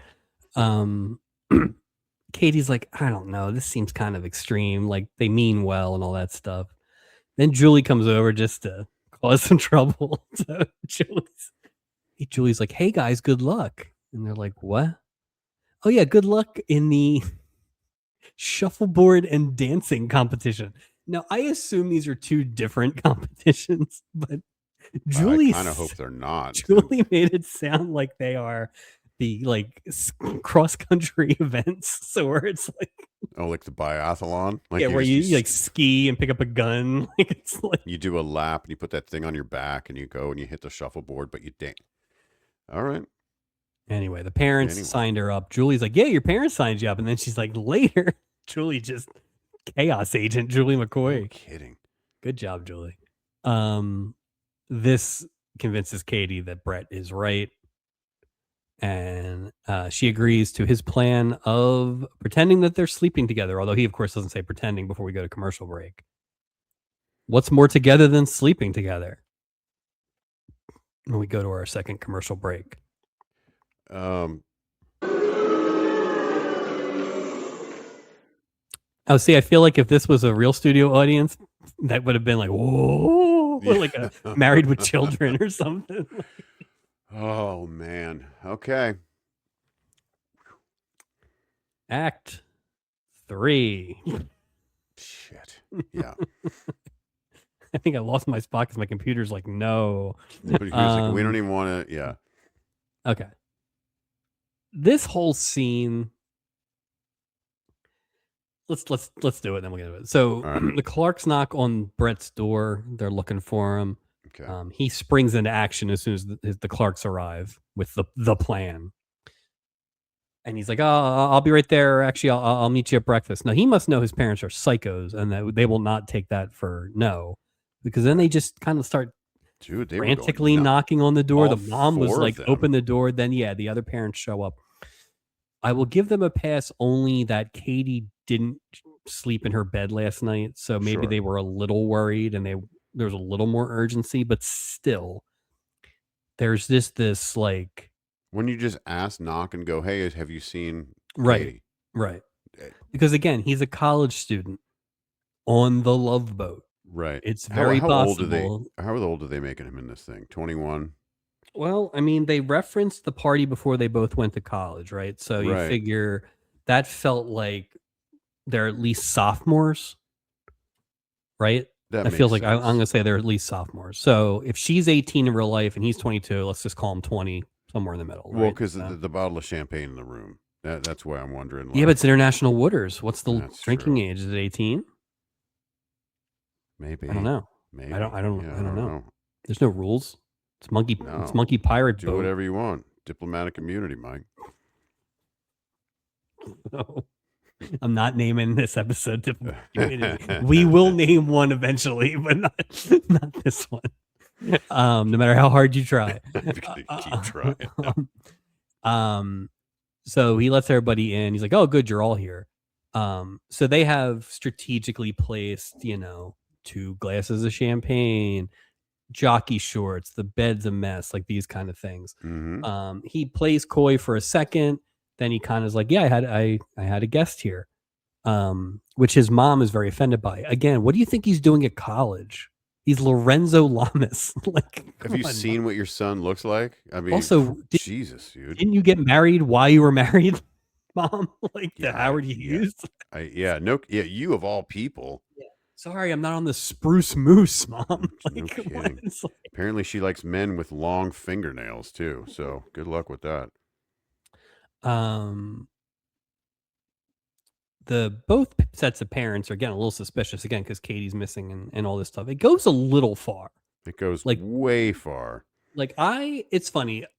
Normally, I would be like, this is unrealistic. There are not parents like this that get into people's lives at this age. But I know, I do know some people who are a little too involved. Their family knows a little bit too much about their romantic life when they're this age. And it's not good. It's just not a good thing. Like it's just meddling, man. It's meddling.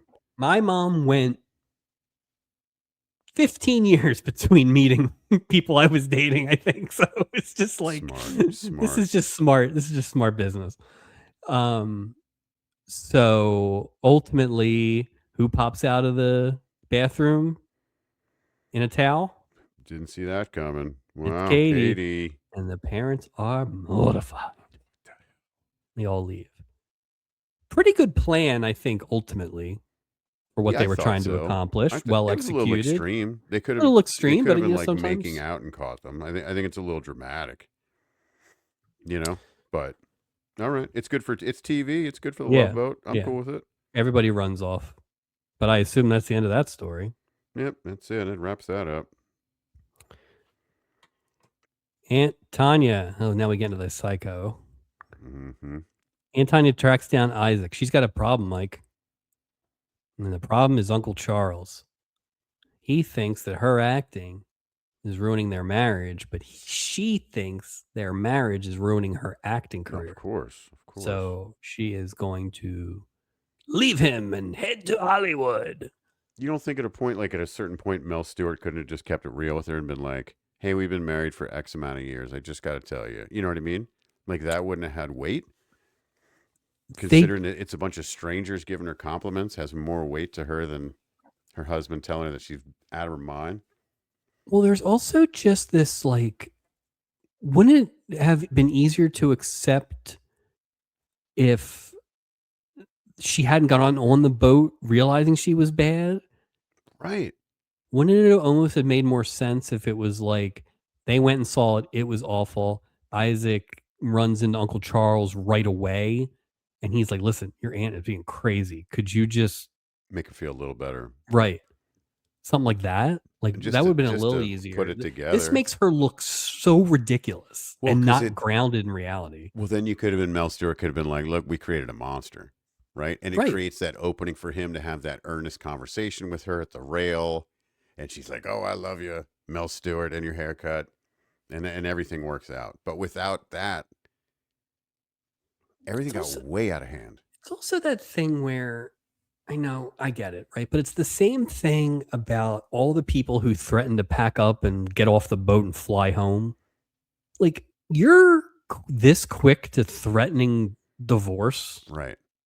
That's, that's hard to put back in the tube, even if it's, Yeah, but as quick as they are for people to get married, like I know. I mean, is there a divorce boat where it's just a bunch of people that are unhappy, then suddenly happy at the end of their cruise because now they're divorced? Is that? I'd watch that. I'd watch that. Maybe that'll be our follow-up project. Divorce boat. Divorce boat. I feel like we have to do all these primetime soap operas we've been talking about. We're going to be very busy. We're going to be very busy. Steubing checks in on Frankie. He's like, "Fuck off, Steubing." I already cried, in your presence. Get out of here. Throws a cigar at him. Leaves. Yeah. So the Clarks and the Cummings are now fighting because they're each blaming the other for the bad parenting and the Jezebel. We get hussy in here. We get sex maniac. Whoa. Like they go right for the jugular.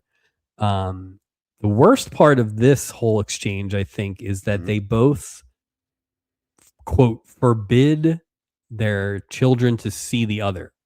Don't they go to college together? Aren't they 20? When's the last time you think your parents could have forbidden you from seeing someone? Like middle school? 10? Maybe. I don't know how that works. Yeah, I don't. Okay. So you just go, okay, sure, great, and then just walk away, and then but it's what it is. It's the forbidden fruit now. I mean, come on. Julie had walked over the Clarks to the Cummings table, or vice versa. Honestly, I could barely keep them separated. But so she was there when all this fighting was going on, and at one point, Troy Donahue's like, she's undersexed, just like her mother. That was funny. Which was hilarious. Made me laugh. And then Julie, once again, season of Julie, is just like, I'm gonna go, and she's like laughing when that's happening. So that almost felt like that was an ad lib or something. Like that seems like pop Lauren Tooze a little bit. That was funny. Like I said, there were a few things in here. Nothing worth saving. But I think I was just more disappointed. I will say this, and maybe this is a very important thing when we talk about the worst episodes. I didn't hate it. No, I didn't hate it. There was nothing to hate. It didn't make me angry. It moved. It moved very fast. It moved very fast because nothing really happened. But again, at the end of the day, I was just disappointed because there was just nothing there. That's all. Charles threatens to sue the Princess line. Stubing's like, listen, we were just lying because Isaac asked us to. Yeah, sue your And he's nephew. like, I can't sue family, but I can kill him. So he's going to go kill Isaac. Which You can't twist. sue family? Is that true? I'm no lawyer, Mike, but that doesn't sound right to me. I mean, I guess you can. How could you not? How could you not be able to sue someone in your probably family? worried about that Pearl Bailey right hand. He's probably Yeah, that's true. He didn't want to mess with that. Could lose all his free dentistry. Welcome to Acapulco, home of the 10th annual Acapulco Steeplechase Classic. And Bill Simmons, apparently. Jeez. And the sports guy, yeah. So the crew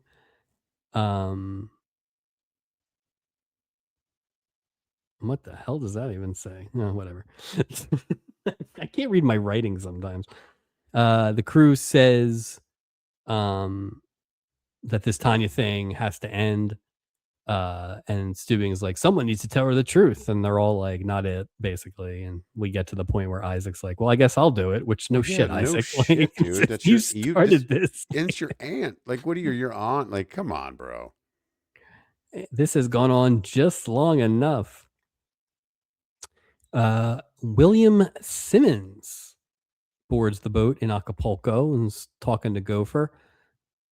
Gopher tells him he could still get some late dinner if he wanted, but he's like, no worries. I'm looking for a Cynthia Bowden. Gopher knows exactly where she is, which is Lido deck. Yeah. And then he's like, I'll find it. Which how? Nothing's marked on this thing. I'll tell you how. Right next to Gopher, when the camera panned out, there's a big door with a glass window in the door. It said Lido deck in giant letters. I was like, funny. That's never been there. Funny. That has never been there. No, I was like, what? No, that is literally hysterical. right next to him. I think I can find it. Well, yeah, because there's a giant sign right next to you. Of course you can find it, William Simmons. This was a bit of a Paddington boat this week. Nothing to the point where it was like one of those, like, here's 4 minutes of Panama Canal facts. But like the time between Bill goes to find her and he finds her, there's a lot of just kind of like interlude. And there was a lot of like fanfare music in here. They definitely knew they didn't have all the stuff. Well, then they were like, wait till the audience hears about William Simmons. Oh, that's true. So sports guy is like, hello, Cynthia. So please, I always feel like this show undersells when meetings like this that are in 1980 technology, goddamn impossible, right? Right. She gets in a fight with this guy who is the father of her child. Right. And she knows that he doesn't know this. Right. He moves to Australia. She is on a boat in Acapulco with the 8-month-old baby. And this guy strolls up and she's like, Bill. And then she just goes right into conversation. Like, wouldn't you be gobsmacked for like after a year? Like, how did you get here? It's the Jill St. John one from last year. The Spider Serenade, where that guy just appeared out of smoke. It's wow. And the other thing too is the way he said is like, oh, I talked to your parents. Like it was like, yeah. If it's so easy to talk to her, you guys haven't talked for a year? And this is just miracle timing, like all of it. Like that's the thing. Like imagine if she was with old Jig making out on the deck. I mean, listen, if Frankie hadn't said something. Yeah, because I don't think poor man's Tony Roberts, Bill Simmons, is gonna put up with this. No, so no, not at all. He, as you said, he called her parents, which again, I guess if you had that level of relationship, you could. I don't know that I've had that level with that many people that aren't my actual in-laws, but sure. And they tell you that you're on this boat, but they have a tracker on her. Like, I don't know. Right. Like, and you just happen to go right. Yeah. And where did he call? Where do you think he called from? Was he Acapulco? In Australia? Had he gone back to Los Angeles? He can only live and travel to and from places that begin with the letter A. Oh, so he lives in Anaheim. She's in Arkansas. Yeah, Oh, Alabama, Arkansas. Alabama. She was formerly in Alberta, Canada. So it's all A's. That's what it is. So ostensibly mom and dad told her, and again, like how many boats, like like do you have the tracking number of the ship? Like in slip number 4 right. on Tuesday in Acapulco. Anyway, the parents said that she was on board with Frankie. Now, I guess I can see a world where the parents don't want to blow up her spot. That's her story to tell. Why would they say anything, though? But why would you say anything? Right, exactly. Yeah. She's not here. I can take a message. How about that? Guy who left. Well, maybe not even guy who left. It was like there was an argument. Yeah, I don't. It did not seem.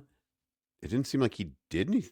Like I thought they were. Well, we'll get there. We'll get there. We're very close to getting there. But basically, he's like, "So what? You love this guy?" And she's like, "Yeah." It was a pretty clever scene, I would say. In terms of he's talking about this Frankie, like this is who she's dating, and she's saying things that aren't. She was not lying, Mike. She was doing the "can I tell a lie" thing. But yeah, Frankie is weird looking and has never worked a day in his life. He's got 4 teeth, like all this stuff. William's ready to beat the shit out of he's Frankie he's gonna pound this guy for being ugly, I guess. Like that's the crime. Short, bald, ugly with no job and 4 teeth. Yeah, how dare you take my woman? So Cynthia's like, "You want to meet him?" He's like, "Yeah, you damn right I do." He's like, yeah, no kidding, because you think your normal thing would be like, "No, I don't want to meet him." Yeah. Although you got on the boat, I guess in for a penny, in for a pound, right? I mean, whatever. And then that takes us to a commercial. So again, that was a decent effort there. Wouldn't you think they'll go for what if William Simmons walks up and he goes, "I'm looking for blah blah blah blah blah. Who are you? Where's your cabin number?" Like something, "I've never seen you before." Or am I being too ticky tacky about that? I mean, in the real world, I would hope so, but we've seen them give out information. They gave out information to the Lonnie Anderson last week. They sure and did. She's a famous star. Just the 0 operational security on this boat, Mike. It's amazing. It would have been funny if he was like, "Yeah, she was hooking up with that gig Wayburn. You ever hear of him?" This guy's first name's Gigolo, Jig for short. Every time.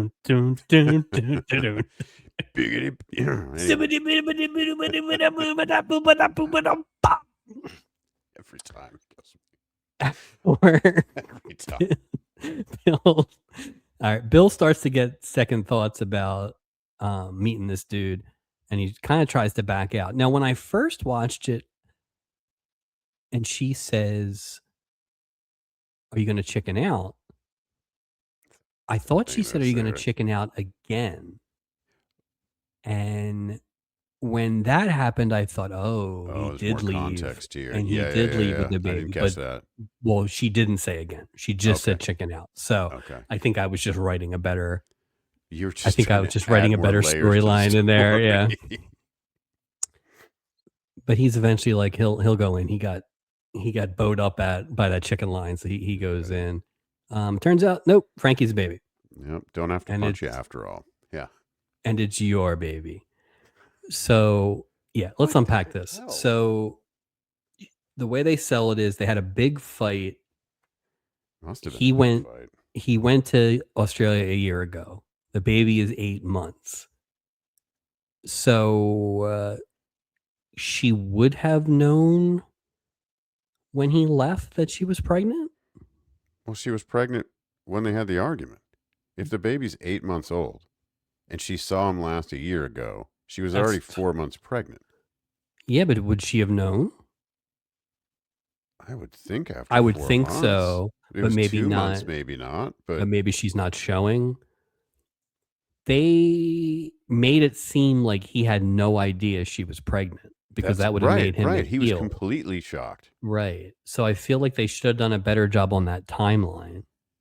Or made it clearer. I don't think the year thing works. No. It doesn't work. It's got to be more than that. Or the baby's got to be Well, and the Gigs. Maybe baby it's is Gigs. older. Maybe it's Gigs' baby. Yeah, we had that argument 16 years ago.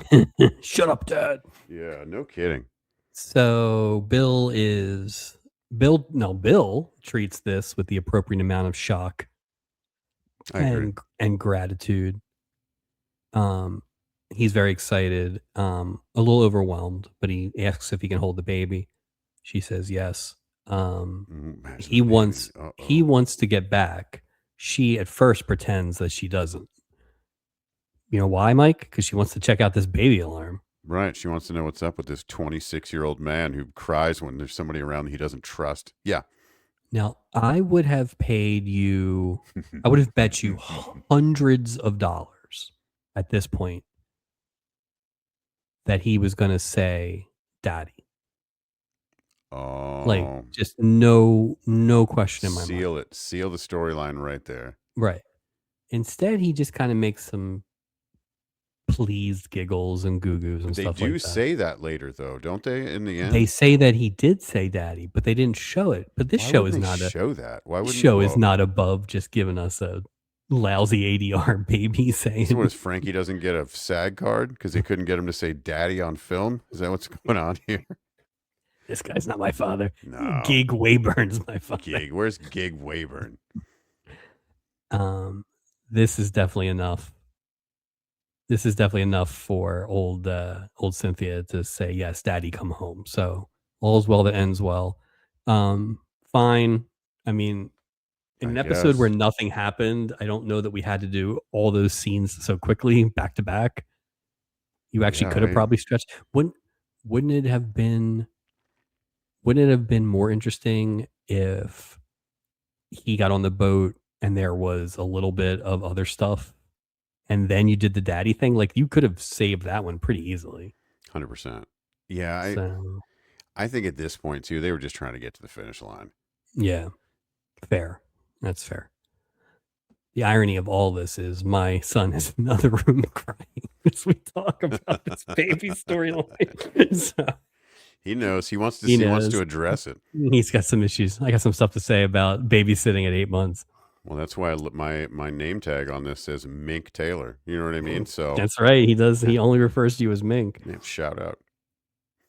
All right. Let's see. So the baby stuff is over. Everything done. Is pretty much wrapped up there. So now it's time to wrap up this other deeply emotional storyline. Isaac's aunt can't act. The after school special. Wait, which is the strongest story of this episode? I think that the A storyline is the Isaac's aunt thing, but that's mainly because Isabel Sanford's in it. And all the crews involved, right? Yeah. Like, kind of. Yeah. Yeah. I mean, it is a weak A story. But if this, next week's going to be great, though. It's going to be so good. You are putting way too much hype into this, and I don't know what next week is. So I can't wait to tell you. Isaac finally confronts his aunt and tells her that she's a terrible actress. He tells her like 15 times. It's like Robin Williams at the end of Good Will Hunting. He's just like, you suck. You're a bad actor. You suck. You're just not a good actor. You're just not a good. Where you'd think she'd be like, oh, I get it, Isaac. I thought she was going to smack him like his mom did. They just treat it with a level of like gravitas that is undeserved. Like, she's not dying, dude. No, we don't need like harp in the background to describe the scene. It's just, listen. We were trying to make you feel better. You're not a good actress. My bad. World won't end. Yeah. Everybody calm down. I love you, Aunt. I love you, Aunt Tanya. It's right. not that. I thought I was doing the right thing, and I created a monster. Now, if you don't knock it off, I'm going to slap you like my mom slapped me. Right. What if you called her a swinger? Oh. She'd be like, what did Five Fingers say to the face? Just it would come so fast out of her hand. So yeah, but we get like the sad music again. This was they were trying to treat this with a level of emotion that was not there. Yeah, like nobody's dying. No. It's a very easy. It wasn't like she was on Broadway and she bombed. She was in like church theater. It wasn't. Yeah. It really wasn't a big deal.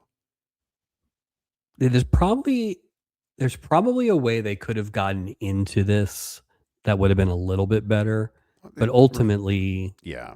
like wouldn't it have made more sense if they don't go see her? Mhm. They're on the boat. Uncle Charles she comes on talking about how great she is. Uncle Charles is like, "Ooh, you Rolling are his lucky. eyes. You are lucky you didn't come to this thing." I'll never And get then that it just time back. happens that it's a passenger talent show week, and then she's terrible at acting, and then they have to lie, and then or something like that. Like you can I get think there's a there. way out of it. Yeah, you can get there better than they did. So, But you know or what's you weird? could have just not had it, I guess. But I almost feel like the praise he gave her wasn't like a really like it wasn't a nice thing to do. You know what I No, mean? Like not at all. it wasn't nice Well, at all. it's insulting too because it's like she is an adult, right? Like, Yes. and she clearly was not knowing herself until people started But lying to she's her. embarrassing herself in front of all these people based on this false thing. You can't let your family member look like an idiot in front of a bunch of people like that. Lies make baby Jesus cry, Mike. It's just it's a great point. It's a great point. All right. Brett and Katie are honestly a little taken aback by how the parents reacted to the plan. Like, Hatfield McCoys now. They are yeah, not and happy. they kind of feel bad about it. But in the course of talking about this, they both take the time to compliment each other's performances and the acting. That was definitely something, including old Lorenzo noticed old Moso Anderson in that towel, Yeah. and he Ooh. liked what he saw. Well, you noticed, eh? And all of a sudden, we go to Smooch Town. Terrible acting by Lorenzo Lamas here. He's not. Is What he? the hell? Is he not a What good? the hell was that? What was that? He's good sometimes and not good others, but I almost wonder if that's just one of those things where they just used a take and that was, Like, can I have another shot at that? And they're like, we don't have time, Lorenzo. Double L. We gotta go. moving on. Um, so they're a little surprised by that, and they even say like, "Man, if I didn't know any better, I would think of our parents. This is how they got us, right, or whatever." Um, so Lorenzo's like, "Listen, before we tell them that nothing happened, let's make sure nothing happens tonight." Which smooth move. Brett Super smooth. Brett goes to a party school. Like I don't know what's Arizona State maybe or something like that. He's URI, you are high, like one of those just great schools. Yeah, he knows. His parents, both sets of parents, just airdrop out because of course. And they're like, I thought we told you people not to talk to each other. Which again, We're not talking, we're smooching. that's right. They explain that listen, nothing happened last night. And then one of the moms is like, yeah, but what's this about then? And he's like, well, we don't know either. We're gonna go figure it out, which was good, right? They're not in my head, I'm like, oh, that's good. They're not overreacting to this.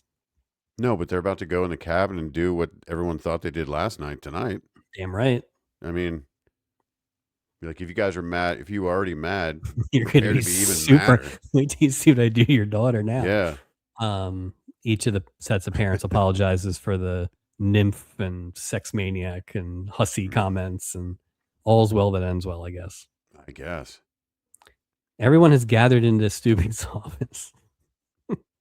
This is the worst one. Yeah. Stubing and Tanya has asked us to gather here. And Tanya.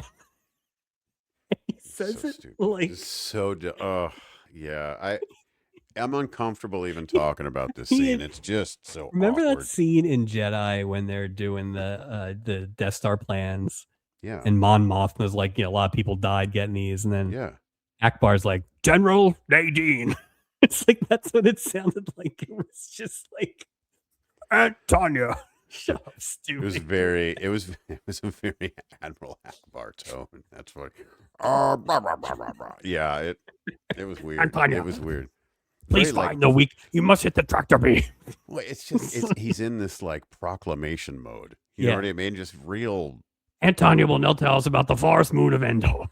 It's just like, weird. It's a very so Aunt Tanya is like, listen, all you people saying I'm bad, too many people to be a coincidence. Like, obviously, I'm not talented. And you would think that this would make me stop acting, but you're wrong. I'm not talented, but I'm still going to pursue my dream and go to Hollywood and leave my family. And she walks out. And before you can even no, I saw exactly where this was going as soon as she started talking, She but didn't even let a beat go by. 2 seconds, she didn't even she comes back in and she basically is like, gotcha. I must be a good actor if I fooled all of you, but you didn't even give them enough time to be fooled. They were probably just like, processing. Boy, what a terrible actress that was. Yeah, what that? Yeah, none of us believed you.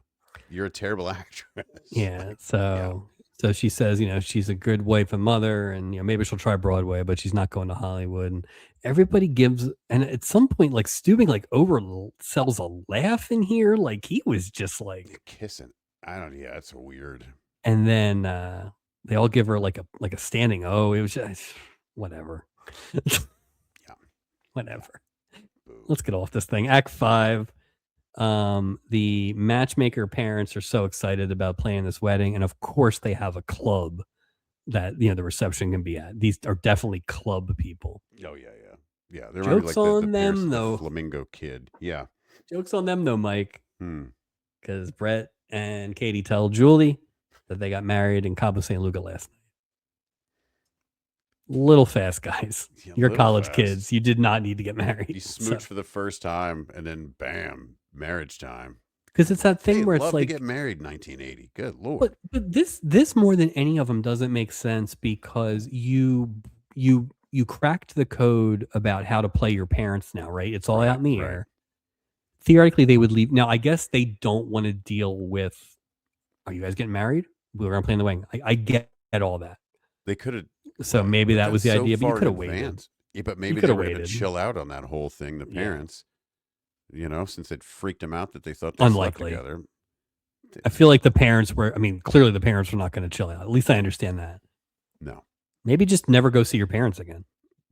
I think that's kind of the overarching message.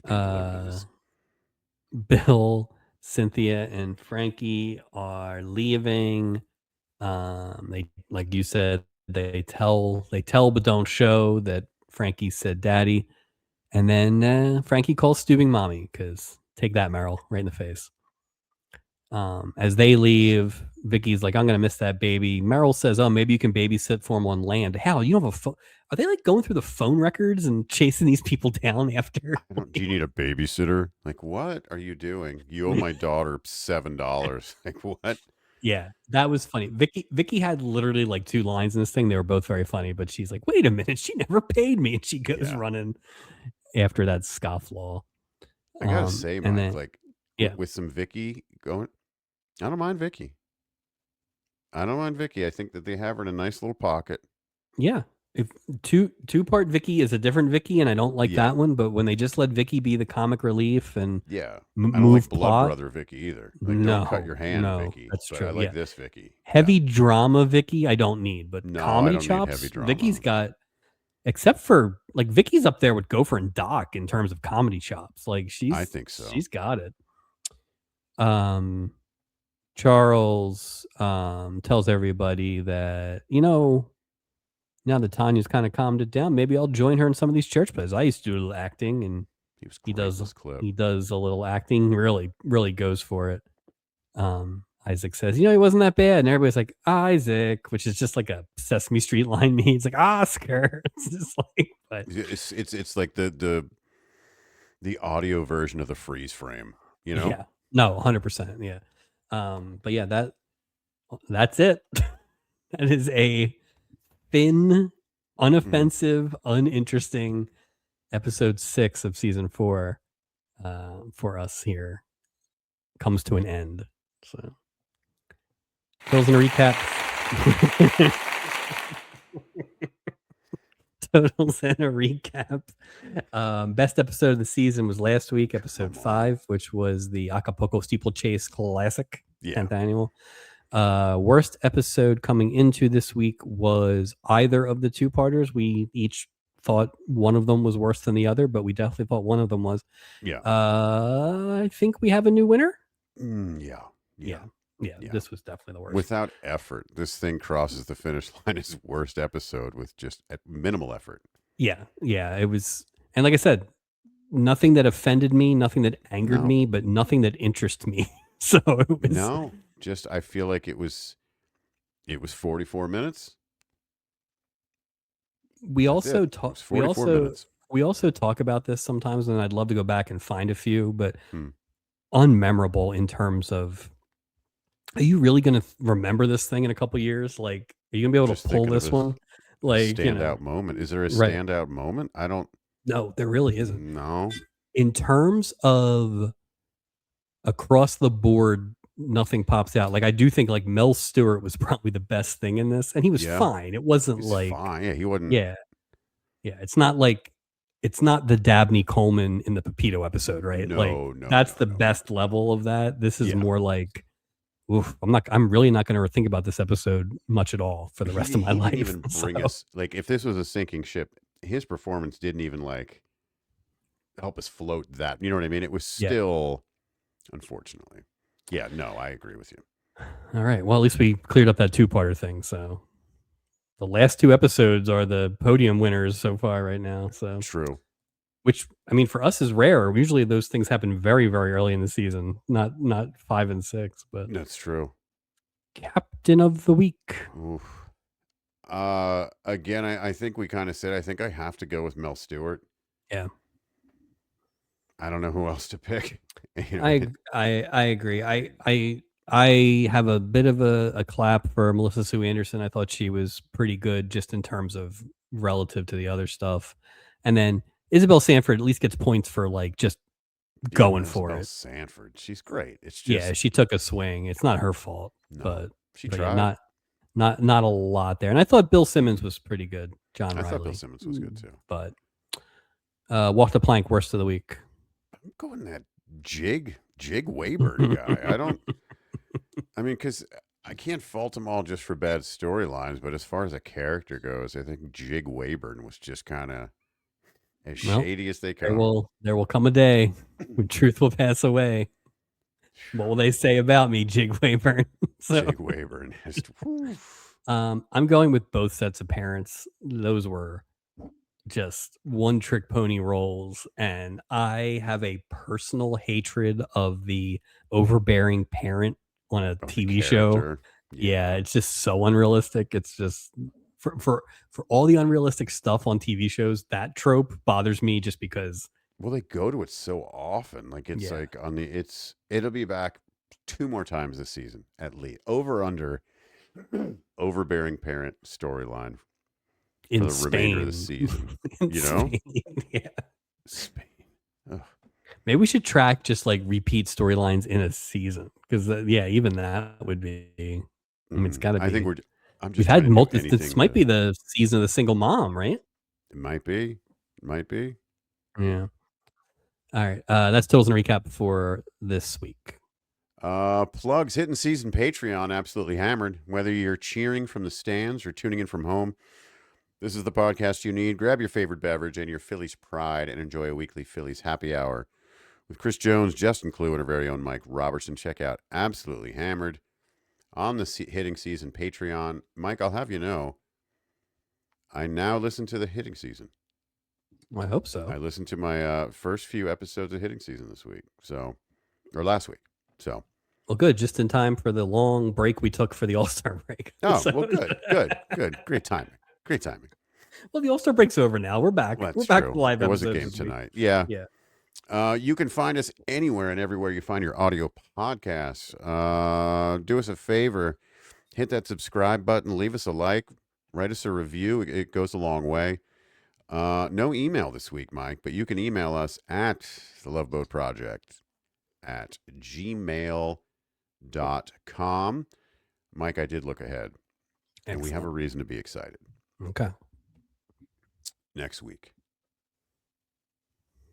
we welcome Zsa Zsa Gabor. Oh, wow. Okay.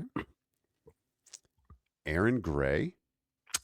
Oh. We've been talking about this for a long time. We have been talking about Aaron Gray. Yeah. I'm excited about that. We welcome back. Remember Mark that almost drowned in the hot tub? We welcome back Joan Van Ark. Oh, yes. Stubby nominee. Stubby nominee. Best horn dog, I believe. Yep.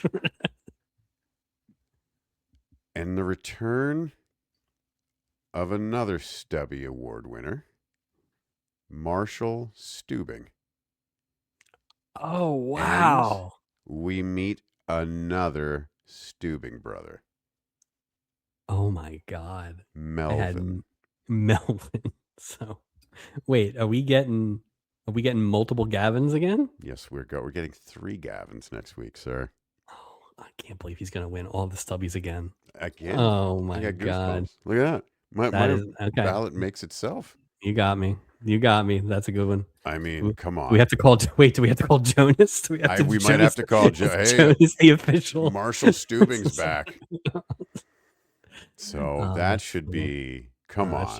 That should be a good one. Yeah, I'm excited. Our first Silver Spoons. Yeah. I love that show. The rare, we've had a few sister combinations now. We'll have both Gabors. That's exciting. Do you think we get John Houseman on the boat?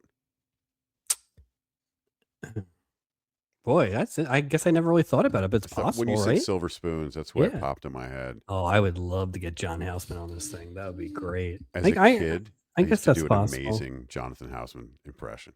But you don't feel confident in it now. Next week, I'm going to bring it back. I need to work it out a little bit. Fair enough. It's been about 40 years. You think I was working on that David Lee Roth impression all day? It was great. It was great. That's my favorite impression ever. Yeah. All right. Well, that's exciting. Next week is exciting. This week was not. But that's okay. That's how it works. We didn't deserve this week, but we're going to deserve next week. We are now completed the first quarter of season 4, which... Let's go. It's nice to have 1-hour episodes, even if they are bad, because at least they're fast. That's right. Well, that'll wrap us up for episode 6. We'll be back with what seems to be an action-packed episode 7 to kick off August. 2 episodes and possibly that Fantasy Island one that we were talking about. So stay tuned for all of that. But until then, thank you, Mike. Thanks to Shakespeare for all his help in putting this episode together. Make sure everybody wash your hands. And that big baby. That's right. Glenn Davis. Thanks everybody for listening, and we will talk to you next time.